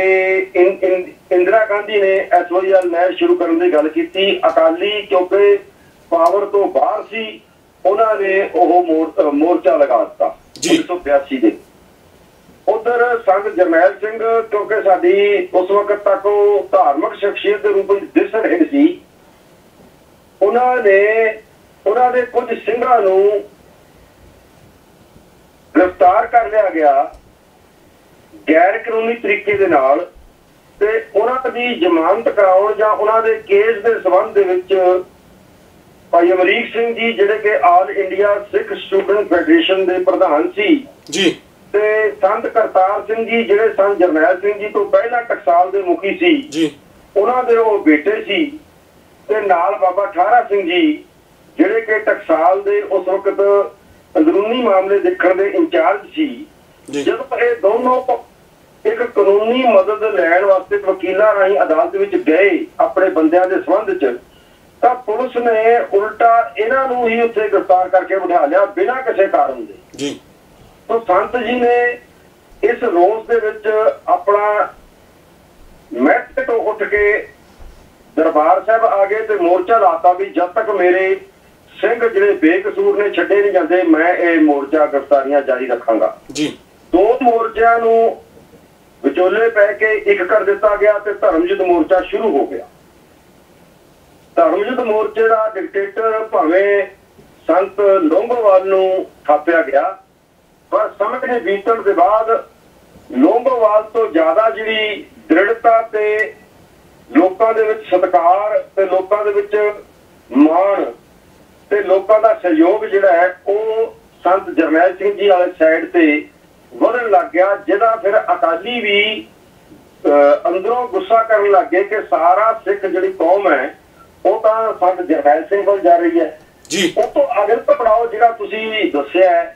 ਉਹ ਮੈਂ ਲਵਾਂਗਾ ਕਿ 1984 ਦਾ ਜਿਹੜਾ ਦਰਬਾਰ ਸਾਹਿਬ ਤੇ ਅਟੈਕ ਹੋਣ ਦਾ ਜਿਹੜਾ ਜ਼ਾਲਮਾਨਾ ਹਮਲਾ ਹੋਇਆ ਹੈ, ਉਸ ਵਕਤ ਤੱਕ ਜਿਹੜੇ ਸਾਡੇ ਉਸ ਵਕਤ ਦੇ ਕਹਿਣ ਵਾਲੇ ਲੀਡਰ ਸੀ ਅਕਾਲੀ ਜੀ, ਉਹ ਸਾਰੇ ਹੀ ਅੰਦਰੋਂ ਅੰਦਰੀ ਕੇਂਦਰ ਦੀ ਸਰਕਾਰ ਨਾਲ ਮਿਲ ਚੁੱਕੇ ਸੀ ਜੀ, ਤੇ ਸੰਤ ਜਰਨੈਲ ਸਿੰਘ ਇਕੱਲੇ ਤੌਰ ਤੇ ਉਸ ਅਰਦਾਸ ਦੇ ਉੱਪਰ ਖੜੇ ਸੀ ਜਿਹੜੀ ਉਹਨਾਂ ਨੇ ਕਰਕੇ ਸਾਂਝੇ ਤੌਰ ਤੇ ਅਕਾਲੀਆਂ ਨਾਲ ਮੋਰਚਾ ਲਾਇਆ ਸੀ ਜੀ। ਅਕਾਲੀ ਚਾਹੁੰਦੇ ਸੀ ਕਿ ਸਾਨੂੰ ਕੇਵਲ ਕੁਰਸੀ ਮਿਲ ਜਾਏ ਤੇ ਅਸੀਂ ਮੋਰਚਾ ਛੱਡ ਦਈਏ, ਪਰ ਸੰਤ ਜੀ ਚਾਹੁੰਦੇ ਸੀ ਕਿ ਜਿਹੜੀ ਆਪਾਂ ਨੇ ਸਾਰਿਆਂ ਨੇ ਇਕੱਠੇ ਹੋ ਕੇ ਅਰਦਾਸ ਕੀਤੀ ਹੈ, ਜਦ ਤੱਕ ਉਹ ਮੰਗਾਂ ਮੰਨੀਆਂ ਨਹੀਂ ਜਾਂਦੀਆਂ ਤਾਂ ਮੈਂ ਮੋਰਚਾ ਨਹੀਂ ਛੱਡੂੰਗਾ ਜੀ। ਸੋ ਇਹ ਜਿਹੜਾ ਕਨਫਲਿਕਟ ਹੈ ਅੰਦਰੋਂ ਅੰਦਰੀ ਚੱਲਦਾ ਸੀ, ਜਿਹਨੇ ਸਿੱਖਾਂ ਦੀ ਤਰਾਸਦੀ ਦਾ ਸਿੱਖ ਲੀਡਰਾਂ ਵੱਲੋਂ ਕੇਂਦਰ ਸਰਕਾਰ, ਹਿੰਦੂਤਵੀ ਸਰਕਾਰ, ਕਾਂਗਰਸ ਦੀ ਸਰਕਾਰ ਦੀ ਮਦਦ ਕੀਤੀ ਤੇ ਕਲੀਨ ਚਿੱਟ ਦਿੱਤੀ ਜਾਂ ਇਸ਼ਾਰਾ ਕਰ ਦਿੱਤਾ ਕਿ ਸਾਡੇ ਤੋਂ ਸੰਤ ਜਰਨੈਲ ਸਿੰਘ ਨਹੀਂ ਮੰਨਦੇ, ਤੁਸੀਂ ਹਮਲਾ ਕਰ ਸਕਦੇ ਹੋ। ਇਹ ਅਖੀਰਲੀ ਮੀਟਿੰਗ ਜਿਹੜੀ ਰਿਕਾਰਡ ਦੇ ਵਿੱਚ ਆਉਂਦੀ ਹੈ ਉਹ 25 ਤੇ 26 ਮਈ ਨੂੰ ਦਿੱਲੀ ਵਿੱਚ ਹੋਈ, ਜਿਹਦੇ ਵਿੱਚ ਪ੍ਰਕਾਸ਼ ਸਿੰਘ ਬਾਦਲ, ਗੁਰਚਰਨ ਸਿੰਘ ਟੋੜਾ, ਰਾਮੂ ਵਾਲੀਆ, ਬਰਨਾਲਾ, ਇਹ ਜਿਹੇ ਲੀਡਰ ਜਿਹੜੇ ਉਸ ਵਕਤ ਦੇ ਸੀ ਉਹ ਸ਼ਾਮਲ ਹੋਏ। ਤੇ ਉਸ ਤੋਂ ਬਾਅਦ ਪ੍ਰਕਾਸ਼ ਸਿੰਘ ਬਾਦਲ ਤਾਂ ਆਪਣੇ ਯੂਪੀ ਵਾਲੇ ਫਾਰਮ ਬਾਜਪੁਰ ਚਲਾ ਗਿਆ ਤੇ ਟੋੜਾ ਵਾਪਸ ਦਰਬਾਰ ਸਾਹਿਬ ਆ ਗਿਆ। ਉਹ ਸ਼ੋਅ ਕਰਨਾ ਚਾਹੁੰਦਾ ਸੀ ਕਿ ਮੈਂ ਸਿੱਖਾਂ ਦੇ ਨਾਲ ਹਾਂ ਜੀ, ਤੇ ਰਾਮੂ ਵਾਲੀਆ ਵੀ ਉੱਥੇ ਸੀ। ਸੋ ਇਹ ਸਾਰਾ ਜਿਹੜਾ ਟਾਈਮ ਹੈ 1 ਹਫ਼ਤੇ ਦਾ ਬਾਕੀ ਬਚਦਾ ਹੈ ਜਿਹੜਾ ਹਮਲਾ ਹੋਇਆ ਜੀ। ਹੁਣ ਇੱਥੇ ਗੱਲ ਜੇ ਕਰੀਏ, ਹਮਲਾ ਉਹਨਾਂ ਦਿਨਾਂ ਵਿੱਚ ਚੁਣਿਆ ਗਿਆ ਕਿਉਂਕਿ ਮੋਰਚਾ ਲੱਗੇ ਨੂੰ ਤਾਂ 2 ਸਾਲ ਹੋ ਗਏ ਸੀ ਜੀ। 1982 ਚ ਲੱਗਿਆ ਜੀ 82 ਚ ਲੱਗਿਆ ਅਗਸਤ ਜਾਂ ਜੁਲਾਈ ਦੇ ਮਹੀਨੇ ਚ ਜੀ, ਤੇ 84 ਦਾ ਜੂਨ ਆਉਣ ਤੱਕ ਇਹ ਪੌਣੇ 2 ਸਾਲ ਦਾ ਸਮਾਂ ਲਗਭਗ ਬਣਦਾ ਹੈ ਜੀ, ਕੁਝ ਵੀ ਨਹੀਂ ਘੱਟ 2 ਸਾਲ। ਤੇ ਉਹ ਜਿਹੜਾ ਟਾਈਮ ਸੀ ਉਹਦੇ ਚ ਜਿਹੜਾ ਮੈਂ ਤੁਹਾਨੂੰ ਦੱਸਿਆ ਕਿ ਉਹ ਡਿਫਰੈਂਸਿਸ ਵੱਧ ਗਏ, ਉਹ ਬਹੁਤ ਜ਼ਿਆਦਾ ਘਟਾਵਾਂਗੇ। ਜਿਵੇਂ ਜਿਵੇਂ ਤੁਸੀਂ ਸਵਾਲ ਮੈਨੂੰ ਪੁੱਛੋਗੇ ਮੈਂ ਦੱਸਦਾ ਰਹਾਂਗਾ, ਪਰ ਮੈਂ ਬੇਸਿਕ ਗੱਲ ਉਹ ਖਤਮ ਉੱਥੇ ਕਰਦਾ ਆਪਣੀ ਪਹਿਲੇ ਤੁਹਾਡੇ ਸਵਾਲ ਦੀ ਕਿ 1984 ਦੇ 26 ਮਈ ਨੂੰ ਅਕਾਲੀਆਂ ਨੇ ਕਹਿ ਦਿੱਤਾ ਕਿ ਤੁਸੀਂ ਹਮਲਾ ਕਰ ਦਿਓ, ਤੁਸੀਂ ਉਹਨੂੰ ਕੱਢ ਲਓ, ਮਿਲਟਰੀ ਫੋਰਸ ਨਾਲ ਕੱਢ ਲਓ, ਪੁਲਿਸ ਫੋਰਸ ਨਾਲ ਕੱਢ ਲਓ, ਸਾਡੇ ਤੋਂ ਉਹ ਮੰਨਦਾ ਨਹੀਂ ਹੈ ਜੀ। ਸੋ ਇਹ ਜਿਹੜੀ ਗੱਲ ਸੀ ਇਹ ਸਿੱਖਾਂ ਦੀ ਤਰਾਸਦੀ ਦਾ ਇਹਨੇ ਮੁੱਢ ਬੰਨਿਆ। ਇੱਕ ਪਾਸੇ ਲੀਡਰ ਚਾਲਾਂ ਖੇਡਦੇ ਰਹੇ, ਕੌਮ ਨੂੰ ਵੇਚਦੇ ਰਹੇ, ਦੂਜੇ ਪਾਸੇ ਜਿਹੜੀ ਸਾਡੀ ਸੋਵਰਨਟੀ ਦੀ ਸਭ ਤੋਂ ਵੱਡਾ ਤਖਤ ਹੈ ਜੀ ਉਹ ਅਕਾਲ ਤਖਤ ਸਾਹਿਬ ਹੈ ਜੀ। ਇੰਡੀਅਨ ਸੋਵਰਨ ਸਟੇਟ ਨੇ ਸਿੱਖ ਦੇ ਸੋਵਰਨ ਤਖਤ ਅਕਾਲ ਤਖਤ ਸਾਹਿਬ ਦੇ ਉੱਤੇ ਹਮਲਾ ਕੀਤਾ ਹੈ, ਸਾਡੀ ਆਜ਼ਾਦੀ ਤੇ ਹਮਲਾ ਕੀਤਾ ਹੈ, ਸਾਡੀ ਸੋਵਰਨਟੀ, ਸਾਡੀ ਅਣਖ, ਸਾਡੇ ਧਰਮ ਤੇ ਹਮਲਾ ਕੀਤਾ ਹੈ। ਸੋ ਇਹ ਜਿਹੜਾ ਕਨਫਲਿਕਟ ਹੈ ਇਹ 2 ਕੌਮਾਂ ਦਾ ਕਨਫਲਿਕਟ ਬਣ ਕੇ ਅੱਗੇ ਆਉਂਦਾ ਹੈ, ਜਿਹਦੇ ਵਿੱਚ ਇੱਕ ਪਾਸੇ ਜਿਵੇਂ ਕਦੇ ਸ਼ਾਹ ਮੁਹੰਮਦ ਨੇ ਲਿਖਿਆ ਸੀ ਹਿੰਦ ਪੰਜਾਬ ਦਾ ਹੋਣ ਲੱਗਾ ਜੀ। ਇੱਥੇ ਸਿੱਖ ਸਲਤਨਤ ਵਿਚਾਰਧਾਰਕ ਤੌਰ ਤੇ ਆਜ਼ਾਦ ਕੌਮ, ਵੱਖਰੀ ਕੌਮ, ਇੱਕ ਪਾਸੇ ਉਹਦੀ ਆਈਡੀਓਲੋਜੀ ਸੀ, ਇੱਕ ਪਾਸੇ ਸਨਬ ਕਰਨ ਵਾਲੀ, ਸਾਨੂੰ ਗੁਲਾਮ ਬਣਾਉਣ ਵਾਲੀ ਇੱਕ ਸੋਚ, ਮਨਸੂਬਾ, ਯੋਜਨਾਬੱਧ, ਜਿਹਨੇ ਸਾਨੂੰ 1947 ਦੇ ਵਿੱਚ ਜਰਾਇਮ ਪੇਸ਼ਾ ਕੌਮ ਵੀ ਕਿਹਾ ਸੀ ਤੇ ਸਾਨੂੰ ਭਾਰਤੀ ਸੰਵਿਧਾਨ ਦੇ ਵਿੱਚ ਹਿੰਦੂ ਧਰਮ ਦਾ ਇੱਕ ਹਿੱਸਾ ਗਿਣਿਆ ਹੈ। ਉਸ ਸੋਚ ਨੇ ਇੱਕ ਪਾਸੇ ਸਾਨੂੰ ਹਮਲਾ ਕੀਤਾ ਤੇ ਦੂਜੇ ਪਾਸੇ ਸੰਤ ਜਰਨੈਲ ਸਿੰਘ ਭਿੰਡਰਾਂ ਵਾਲਿਆਂ ਦੀ ਕਮਾਂਡ ਹੇਠ ਭਾਈ ਜਨਰਲ ਸੁਬੇਗ ਸਿੰਘ ਜੀ ਦੀ ਯੋਗ ਅਗਵਾਈ ਦੇ ਵਿੱਚ ਭਾਈ ਅਮਰੀਕ ਸਿੰਘ, ਬਾਬਾ ਠਾਰਾ ਸਿੰਘ ਜੀ, ਇਹਨਾਂ ਸਾਰਿਆਂ ਨੇ ਸਿੱਖ ਹੋਂਦ ਦੀ ਲੜਾਈ ਲੜੀ ਹੈ, ਸਿੱਖ ਸੋਵਰਨਟੀ ਦੀ ਲੜਾਈ ਲੜੀ ਹੈ। ਤੇ ਇੱਥੇ ਇਹ ਮੈਂ ਗੱਲ ਕਲੀਅਰ ਕਰਕੇ ਆਪਣਾ ਤੁਹਾਡਾ ਪਹਿਲੇ ਸਵਾਲ ਦਾ ਗੱਲ ਖਤਮ ਕਰਦਾ ਕਿ ਸੰਤ ਜਰਨੈਲ ਸਿੰਘ ਨੇ ਇਹਨਾਂ ਦਿਨਾਂ ਦੇ ਵਿੱਚ, ਇਹਨਾਂ ਪੌਣੇ 2 ਸਾਲਾਂ ਦੇ ਵਿੱਚ ਜਿੰਨੀ ਵਾਰ ਵੀ ਤਕਰੀਰ ਕੀਤੀ ਹੈ ਮੰਜੀ ਸਾਹਿਬ ਦੀਵਾਨ ਹਾਲ ਤੋਂ ਜੀ, ਜਿੱਥੋਂ ਕਿ ਸ਼ਾਮ ਨੂੰ ਰੋਜ਼ ਮੋਰਚਾ ਲਾਉਣ ਵਾਲੇ ਜਿਹੜੇ ਸਿੰਘ ਸੀਗੇ ਉਹ ਗ੍ਰਿਫਤਾਰੀ ਦੇਣ ਲਈ ਜਾਂਦੇ ਸੀ, ਉਹਨਾਂ ਸਾਰੀਆਂ ਹੀ ਕੈਸਟਾਂ ਦੇ ਵਿੱਚ ਆਪਣੀਆਂ ਸਪੀਚਾਂ ਦੇ ਵਿੱਚ ਜਿਹੜੀਆਂ ਰਿਕਾਰਡਡ ਨੇ ਜੀ, ਉਹਨਾਂ ਵਿੱਚ ਉਹਨਾਂ ਨੇ ਕਿਹਾ ਸੀ ਕਿ ਸਾਡੀਆਂ ਮੰਗਾਂ ਜੇ ਪੂਰੀਆਂ ਨਾ ਕੀਤੀਆਂ ਜੀ ਤਾਂ ਅਸੀਂ ਕੁਝ ਹੋਰ ਵੀ ਸੋਚ ਸਕਦੇ ਹਾਂ ਜੀ। ਉਹਨਾਂ ਨੇ ਆਪਣੀਆਂ ਸਾਰੀਆਂ ਸਪੀਚਾਂ ਵਿੱਚ ਇਹ ਗੱਲ ਪ੍ਰਤੱਖ ਰੂਪ 'ਚ ਕਹੀ ਹੈ ਕਿ ਭਾਰਤ ਦੇਸ਼ ਦੇ ਵਿੱਚ ਸਿੱਖ ਗੁਲਾਮੀ ਵਰਗੀ ਜ਼ਿੰਦਗੀ ਜੀ ਰਹੇ ਨੇ ਜੀ। ਪਰ ਸਿੱਖ ਕਿਉਂਕਿ ਇੱਕ ਆਜ਼ਾਦ ਸੋਚ ਵਾਲੀ ਕੌਮ ਹੈ, ਗੁਰੂ ਸਾਹਿਬ ਦੀ ਵਸਾਈ ਹੋਈ, ਇਹ ਕਦੇ ਵੀ ਗੁਲਾਮੀ ਵਾਲੀ ਜ਼ਿੰਦਗੀ ਨਹੀਂ ਜੀ ਸਕਦੀ। ਅਸੀਂ ਪਹਿਲੇ ਦਰਜੇ ਦੇ ਸ਼ਹਿਰੀ ਹੋ ਕੇ, ਭਾਵ ਬਰਾਬਰ ਦੀ ਕੌਮ ਹੋ ਕੇ ਤਾਂ ਇੱਥੇ ਰਹਿ ਸਕਦੇ ਹਾਂ, ਪਰ ਜੇਕਰ ਸਾਨੂੰ ਗੁਲਾਮੀ ਦੇ ਤੌਰ ਤੇ ਰੱਖਿਆ ਜਾਊਗਾ, ਜਿਵੇਂ ਅਸੀਂ ਸੰਘਰਸ਼ ਕਰਦੇ ਹਾਂ, ਇਹ ਅੱਗੇ ਵੱਧਦਾ ਰਹੂਗਾ। ਅਖੀਰ ਵਿੱਚ ਸੰਤ ਜਰਨੈਲ ਸਿੰਘ ਜੀ ਨੇ ਇਹ ਸਪਸ਼ਟ ਰੂਪ ਵਿੱਚ ਕਹਿ ਦਿੱਤਾ ਕਿ ਜੇਕਰ ਤਾਂ ਸਰਕਾਰ ਸਾਡੀਆਂ ਮੰਗਾਂ ਮੰਨਦੀ ਹੈ, ਠੀਕ ਹੈ, ਕੋਈ ਬੈਠ ਕੇ ਟੇਬਲ ਤੇ ਗੱਲ ਹੋ ਸਕਦੀ ਹੈ ਜੀ, ਪਰ ਜੇ ਸਰਕਾਰ ਹਿੰਦ ਦੀਆਂ ਫੌਜਾਂ ਚੜਾ ਕੇ ਸਾਡੇ ਉੱਪਰ ਆਏਗੀ, ਸਾਡੇ ਉੱਤੇ ਹਮਲਾ ਕਰੂਗੀ, ਜਿਸ ਦਿਨ ਭਾਰਤੀ ਫੌਜ, ਹਿੰਦੂ ਦਬੀ ਫੌਜ ਦਰਬਾਰ ਸਾਹਿਬ ਸਾਡੇ ਅਕਾਲ ਤਖਤ ਸਾਹਿਬ ਦਰਬਾਰ ਸਾਹਿਬ ਤੇ ਚੜ ਕੇ ਆਊਗੀ,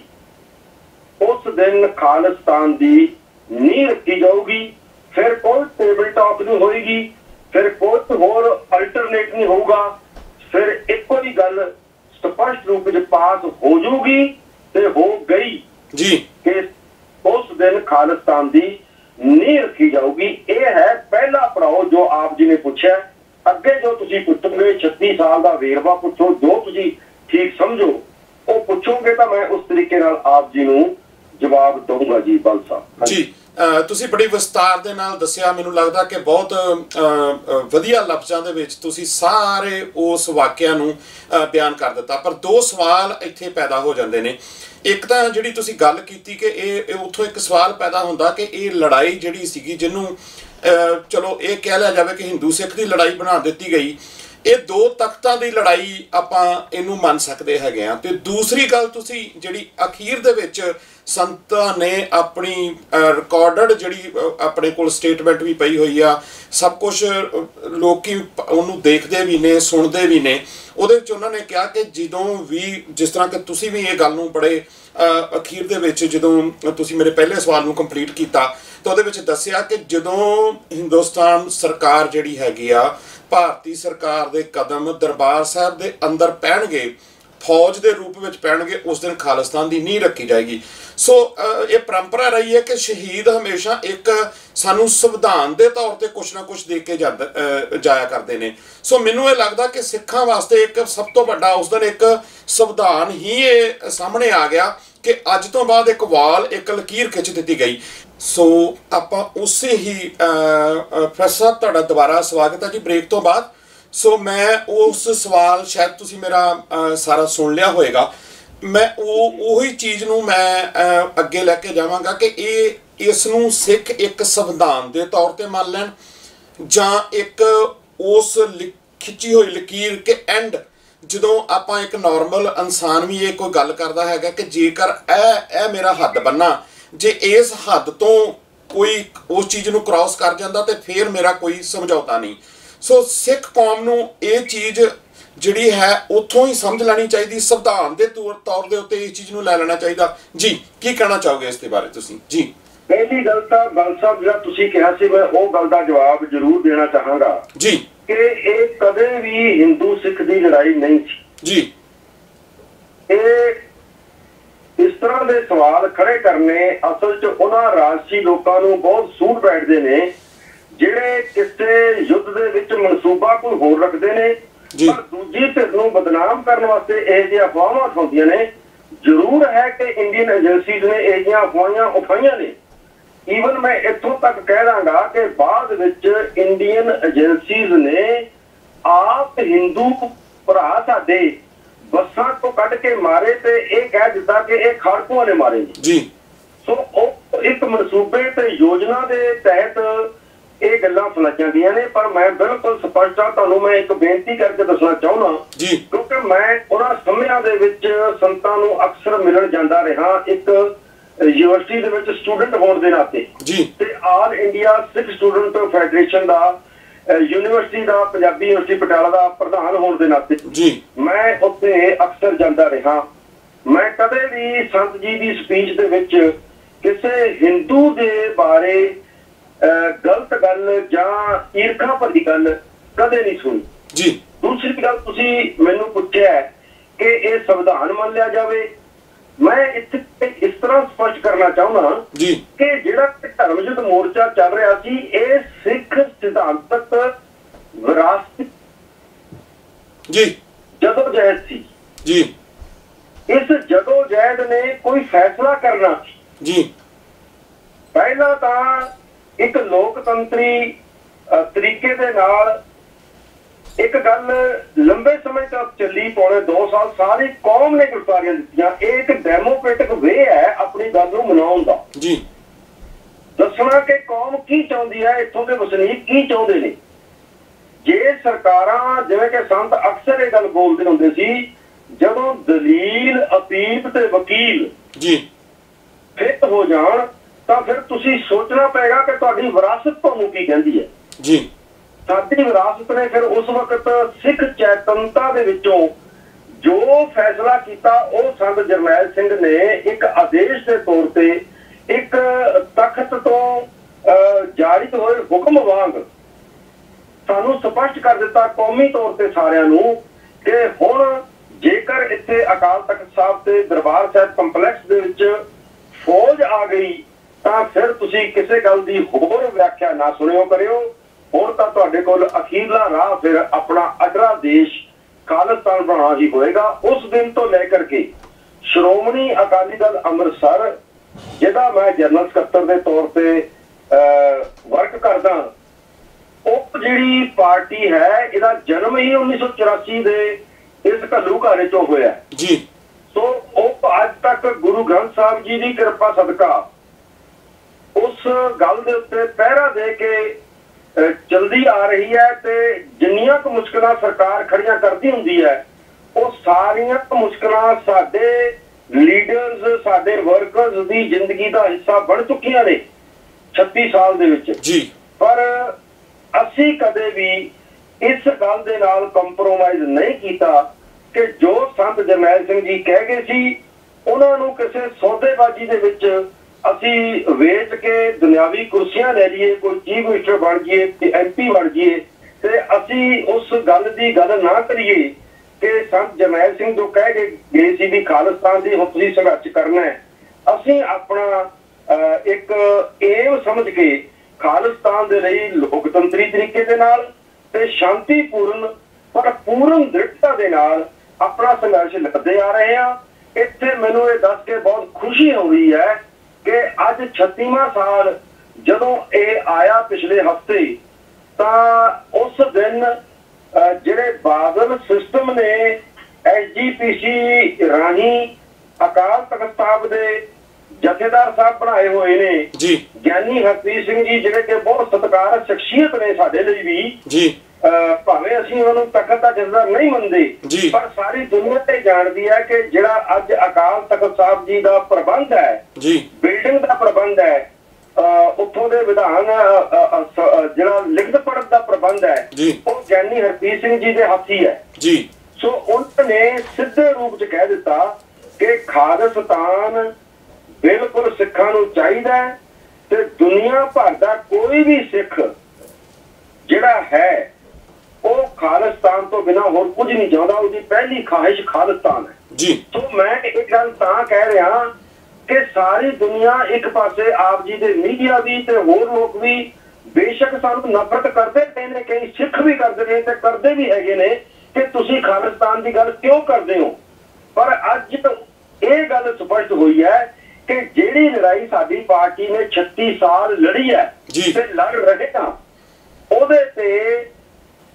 ਇੱਕ ਐਸੀ ਵੱਡੀ ਸ਼ਖਸੀਅਤ ਨੇ ਵੀ ਮੋਹਰ ਲਾ ਦਿੱਤੀ ਹੈ ਜਿਹਨੂੰ ਬਾਦਲ ਤੇ ਹੋਰ ਬਹੁਤੇ ਸਿੱਖ ਜਿਹੜੇ ਨੇ ਅੱਜ ਅਕਾਲ ਤਖਤ ਸਾਹਿਬ ਜੀ ਦਾ ਸਤਿਕਾਰਤ ਤੌਰ ਤੇ ਜਥੇਦਾਰ ਸਵੀਕਾਰ ਕਰਦੇ ਜੀ। ਜੀ ਬਿਲਕੁਲ, ਕਿਉਂਕਿ ਭਾਵੇਂ ਕਿ ਬਹੁਤ ਸਾਰੇ ਐਂਗਲ ਨੇ, ਬਹੁਤ ਸਾਰੇ ਲੋਕ ਇਹਨੂੰ ਅਲੱਗ ਤਰ੍ਹਾਂ ਦੇ ਨਾਲ ਲੈ ਰਹੇ ਨੇ ਕਿ ਮੈਂ ਇਹ ਸਵਾਲ ਪਹਿਲਾਂ ਵੀ ਬਹੁਤ ਸਾਰੀਆਂ ਹੋਰ ਸ਼ਖਸੀਅਤਾਂ ਦੇ ਨਾਲ ਵੀ ਕੀਤਾ, ਮੈਂ ਇਹ ਸਵਾਲ ਕਰਨਾ ਹੀ ਸੀ, ਤੁਸੀਂ ਉਸ ਤੋਂ ਪਹਿਲਾਂ ਮੈਨੂੰ ਵਧੀਆ ਤਰੀਕੇ ਦੇ ਨਾਲ ਇਹਦਾ ਜਿਹੜਾ ਆਨਸਰ ਹੈ ਉਹ ਕਰ ਦਿੱਤਾ ਕਿ ਭਾਵੇਂ ਕਿ ਉਹਨੂੰ ਅਲੱਗ ਐਂਗਲ ਨਾਲ ਦੇਖਿਆ ਜਾ ਰਿਹਾ ਹੈਗਾ ਕਿ ਕਿਸੇ ਖਾਸ ਪਾਰਟੀ ਵੱਲੋਂ ਆਪਣੇ ਆਪ ਦਾ ਅਕਸ਼ ਸੁਧਾਰਨ ਵਾਸਤੇ ਹੀ ਇਹ ਚੀਜ਼ਾਂ ਕੀਤੀਆਂ ਗਈਆਂ ਨੇ, ਭਾਵੇਂ ਕੁਛ ਵੀ ਆ, ਪਰ ਉਹਦਾ ਜਿਹੜਾ ਮੈਂ ਸਿਹਰਾ ਜਿਹੜਾ ਦੇਣਾ ਚਾਹਾਂਗਾ ਉਹ ਤੁਹਾਡੀ ਪਾਰਟੀ ਸ਼੍ਰੋਮਣੀ ਅਕਾਲੀ ਦਲ ਅੰਮ੍ਰਿਤਸਰ ਨੂੰ ਦੇਣਾ ਚਾਹਾਂਗਾ, ਕਿਉਂਕਿ ਜਿੰਨਾ ਕੁ ਅਸੀਂ ਦੇਖਿਆ ਤੇ ਜਿੰਨਾ ਕੁ ਅਸੀਂ ਆਪਣੀਆਂ ਅੱਖਾਂ ਨਾਲ ਦੇਖਦੇ ਰਹੇ ਹਾਂ, ਇੰਨੇ ਲੰਬੇ ਸਮੇਂ ਤੋਂ ਤਕਰੀਬਨ 1984 ਤੋਂ ਬਾਅਦ ਅਗਰ ਕੋਈ ਖੜਿਆ ਤਾਂ ਜਿਨ੍ਹਾਂ ਨੇ ਕੋਈ ਗੱਲ ਕੀਤੀ ਆ ਤਾਂ ਸਿਰਫ ਇੱਕ ਤੁਹਾਡੀ ਪਾਰਟੀ ਸੀ ਜਿਹੜੇ ਸ਼ੁਰੂ ਤੋਂ ਇਸ ਚੀਜ਼ ਦੇ ਉੱਤੇ ਸਟੈਂਡ ਲੈ ਰਹੇ ਸੀਗੇ, ਜਾਂ ਬਾਹਰ ਸਿੱਖ ਜਿਹੜਾ ਡਾਇਸਪੋਰਾ ਬੈਠਾ 5 ਮਿਲੀਅਨ ਤੋਂ ਉੱਪਰ, ਜਦ ਉਹ ਵੀ ਕਦੀ ਗੱਲ ਕਰਦਾ ਤੇ ਸਾਨੂੰ ਵੀ ਲੋਕ ਇੱਥੇ ਮਿਹਣੇ ਕਈ ਵਾਰੀ ਇੰਡੀਆ 'ਚ ਬੈਠੇ ਵੀ ਮਾਰ ਦਿੰਦੇ ਨੇ ਕਿ ਦੇਖੋ ਜੀ ਤੁਸੀਂ ਤਾਂ ਉੱਥੇ ਬੈਠੇ ਗੱਲ ਕਰ ਸਕਦੇ ਹੋ, ਤਾਂ ਤੁਸੀਂ ਇੱਥੇ ਪੰਜਾਬ ਦਾ ਜਿਹੜਾ ਮਾਹੌਲ ਆ ਜਾਂ ਪੰਜਾਬ ਦੇ ਜਿਹੜੇ ਹਾਲਾਤ ਨੇ ਉਹ ਖਰਾਬ ਕਰਦੇ ਹੋ। ਤੇ ਮੈਨੂੰ ਇਹ ਲੱਗਦਾ ਕਿ ਉਹਨਾਂ ਲੋਕਾਂ ਨੂੰ ਜਿਸ ਤਰ੍ਹਾਂ ਕਿ ਤੁਸੀਂ ਦੱਸਿਆ ਇਹ ਜਵਾਬ ਮਿਲ ਗਿਆ ਹੋਵੇਗਾ ਕਿ ਭਾਵੇਂ ਕਿਸੇ ਰੂਪ 'ਚ ਕਿਹਾ ਹੋਵੇ ਤੇ ਸਾਡੇ ਜਥੇਦਾਰ ਸਾਹਿਬ ਨੇ ਕਮ ਸੇ ਕਮ ਇੱਕ ਪੋਜ਼ਿਟਿਵ ਸਾਈਨ ਤਾਂ ਦਿੱਤਾ, ਇੱਕ ਪੋਜ਼ਿਟਿਵ ਗੱਲ ਤਾਂ ਕੀਤੀ। ਸੋ ਉੱਥੋਂ ਸਾਨੂੰ ਇਹ ਚੀਜ਼ਾਂ ਜਿਹੜੀਆਂ ਨੇ ਜ਼ਰੂਰ ਅੱਗੇ ਲੈ ਕੇ ਜਾਣੀਆਂ ਚਾਹੀਦੀਆਂ ਨੇ। ਹੁਣ ਉਹ ਕਿੰਨਾ ਅੱਗੇ ਜਾ ਕੇ ਉਸ ਚੀਜ਼ ਦੇ ਉੱਤੇ ਖੜਦੇ ਨੇ ਜਾਂ ਕਿੰਨਾ ਕੁ ਚੱਲਿਆ ਜਾ ਸਕਦਾ ਹੈਗਾ, ਇਹ ਆਉਣ ਵਾਲਾ ਜਿਹੜਾ ਸਮਾਂ ਜਿਹੜਾ ਹੈ ਉਹ ਦੱਸੇਗਾ। ਸੋ ਮੈਂ ਇੱਕ ਗੱਲ ਕੀਤੀ ਸੀ ਕਿ ਦੋ ਤਖਤਾਂ ਦੀ ਲੜਾਈ ਜਿਹੜੀ ਹੈ ਉਸ ਨੂੰ ਇੱਕ ਅਲੱਗ ਰੂਪ ਜਿਹੜਾ ਉਹ ਦੇ ਦਿੱਤਾ ਗਿਆ। ਇਹ ਠੀਕ ਹੈ ਕਿ ਜਿਨ੍ਹਾਂ ਕੌਮਾਂ ਦੇ ਕੋਲ ਘਰ ਨਹੀਂ ਹੁੰਦੇ ਉਹਨਾਂ ਨਾਲ ਇਹੋ ਜਿਹਾ ਕੁਝ ਵਾਪਰ ਜਾਂਦਾ ਤੇ ਵਾਪਰ ਰਿਹਾ ਹੈ, ਉਹ ਅਸੀਂ ਸਾਰੇ ਲੋਕ ਜਿਹੜੇ ਆ ਉਹ ਦੇਖ ਰਹੇ ਹੈਗੇ ਆ। ਇੱਕ ਗੱਲ ਮੈਂ ਇੱਥੇ ਜ਼ਰੂਰ ਤੁਹਾਡੇ ਨਾਲ ਕਰਨੀ ਚਾਹਾਂਗਾ ਕਿ ਬੜਾ ਲੰਮਾ ਸਮਾਂ ਲੱਗ ਗਿਆ ਸਾਨੂੰ ਇਸ ਚੀਜ਼ ਦੇ ਨੂੰ ਜਿਹੜਾ ਹੈ ਲੋਕਾਂ ਸਾਹਮਣੇ ਲੈ ਕੇ ਆਉਂਦੇ ਹੋਏ ਕਿ ਗਦਾਰਾਂ ਦੀ ਲਿਸਟ ਤੁਸੀਂ ਸਟਾਰਟਿੰਗ 'ਚ ਬੜੀ ਲੰਬੀ ਗਿਣਾਈ, ਪਰ ਉਹ ਗਦਾਰ ਬੜੀ ਦੇਰ ਤੱਕ ਲੁਕੇ ਰਹੇ। ਉਹ ਲੁਕੇ ਰਹਿਣ ਦਾ ਕਾਰਨ ਕੀ ਤੁਸੀਂ ਸਮਝਦੇ ਹੈਗੇ ਹੋ ਕਿ ਜਾਂ ਅਸੀਂ ਉਹਨਾਂ ਲੋਕ ਨਹੀਂ ਪਹੁੰਚਾ ਸਕੇ ਜਾਂ ਉਹਨਾਂ ਦੇ ਚਿਹਰੇ ਨਹੀਂ ਨੰਗੇ ਕਰ ਸਕੇ, ਜਾਂ ਅਸੀਂ ਹੀ ਜਿਹੜੀ ਸਾਡੀ ਕੌਮ ਆ ਉਹ ਹੀ ਇੰਨੀ ਕੁ ਜ਼ਿਆਦਾ ਸੌਂ ਗਈ ਕਿ ਉਹ ਹਲੇ ਤੱਕ ਉਹਨੇ ਟਾਈਮ ਲਾਤਾ ਉਸ ਚੀਜ਼ ਤੋਂ ਉੱਠਣ ਤੋਂ? ਜੀ ਬਸ ਗੱਲ ਜਿਹੜੀ ਹੈ ਨਾ ਆਪਾਂ ਇੱਕ ਲਿਮਿਟਡ ਸਮੇਂ ਦੇ ਵਿੱਚ ਹੀ ਕਰਨੀ ਹੈ ਜੀ। ਜੇ ਇਹ ਕੌਮੀ ਸੰਘਰਸ਼ ਹੈ ਜੀ, ਵੈਸੇ ਤਾਂ ਹਰ ਇੱਕ ਕੌਮ ਦੀ ਸੰਘਰਸ਼ ਦੀ ਜਾਂ ਉਹਦੇ ਇਤਿਹਾਸ ਦੀ ਗੱਲ ਕਰਨੀ ਹੋਵੇ ਤਾਂ ਤੁਹਾਨੂੰ ਪਤਾ ਹੀ ਹੈ ਕਿ ਬਹੁਤ ਸਮਾਂ ਲੱਗਦਾ, ਐਂਗਲਸ ਬੜੇ ਹੁੰਦੇ ਨੇ ਜੀ। ਤੋ ਜਿਹੜੀ ਗੱਲ ਤੁਸੀਂ ਪੁੱਛੀ ਹੈ ਮੈਂ ਉਹਨੂੰ ਸ਼ਾਰਟ ਦੇ ਵਿੱਚ ਦੱਸਣਾ ਚਾਹਾਂਗਾ ਜੀ ਕਿ ਜਿਹੜੇ ਇਹ ਗਦਾਰ ਲੀਡਰ ਸੀ ਜੀ, ਇਹ ਕਿਸੇ ਬਹੁਤ ਵੱਡੀ ਇੰਡੀਅਨ ਸਟੇਟ ਨਾਲ ਸਮਝੌਤੇ ਦੇ ਵਿੱਚ ਆਪਣੇ ਆਪ ਨੂੰ ਅੱਗੇ ਲਿਆਉਣ ਵਾਸਤੇ ਬਹੁਤ ਵੱਡਾ ਉਦਮ ਕਰਦੇ ਰਹੇ ਜੀ, ਜਿਹਦੀ ਸਾਰੀ ਪੁਸ਼ਤ ਪਨਾਹੀ ਸੈਂਟਰ ਦੀਆਂ ਬਹੁਤ ਸਟਰੋਂਗ ਏਜੰਸੀਜ਼ ਜਿਨ੍ਹਾਂ ਕੋਲ ਬਹੁਤ ਲੰਬੇ ਤੇ ਵੱਡੇ ਪਾਵਰ ਤੇ ਸੋਰਸਿਸ ਨੇ ਜੀ, ਉਹ ਕਰਦੀਆਂ ਰਹੀਆਂ ਜੀ। ਸੋ ਜਿਹੜੀ ਗੱਲ ਮੈਂ ਆਪਣੀ ਪਾਰਟੀ ਦੇ ਤੌਰ ਤੇ ਆਪ ਜੀ ਨਾਲ ਸਾਂਝੀ ਕਰਨਾ ਚਾਹੁੰਦਾ ਇਹਨਾਂ ਸਾਲਾਂ ਦੇ ਵਿੱਚ ਜੀ ਕਿ ਜਦੋਂ ਸੰਤ ਜਰਨੈਲ ਸਿੰਘ ਜੀ ਦਾ ਨਾਮ 84 ਤੋਂ ਬਾਅਦ ਖਾੜਕੂਆਂ ਰਾਹੀਂ ਚੱਲਦਾ ਰਿਹਾ ਜੀ,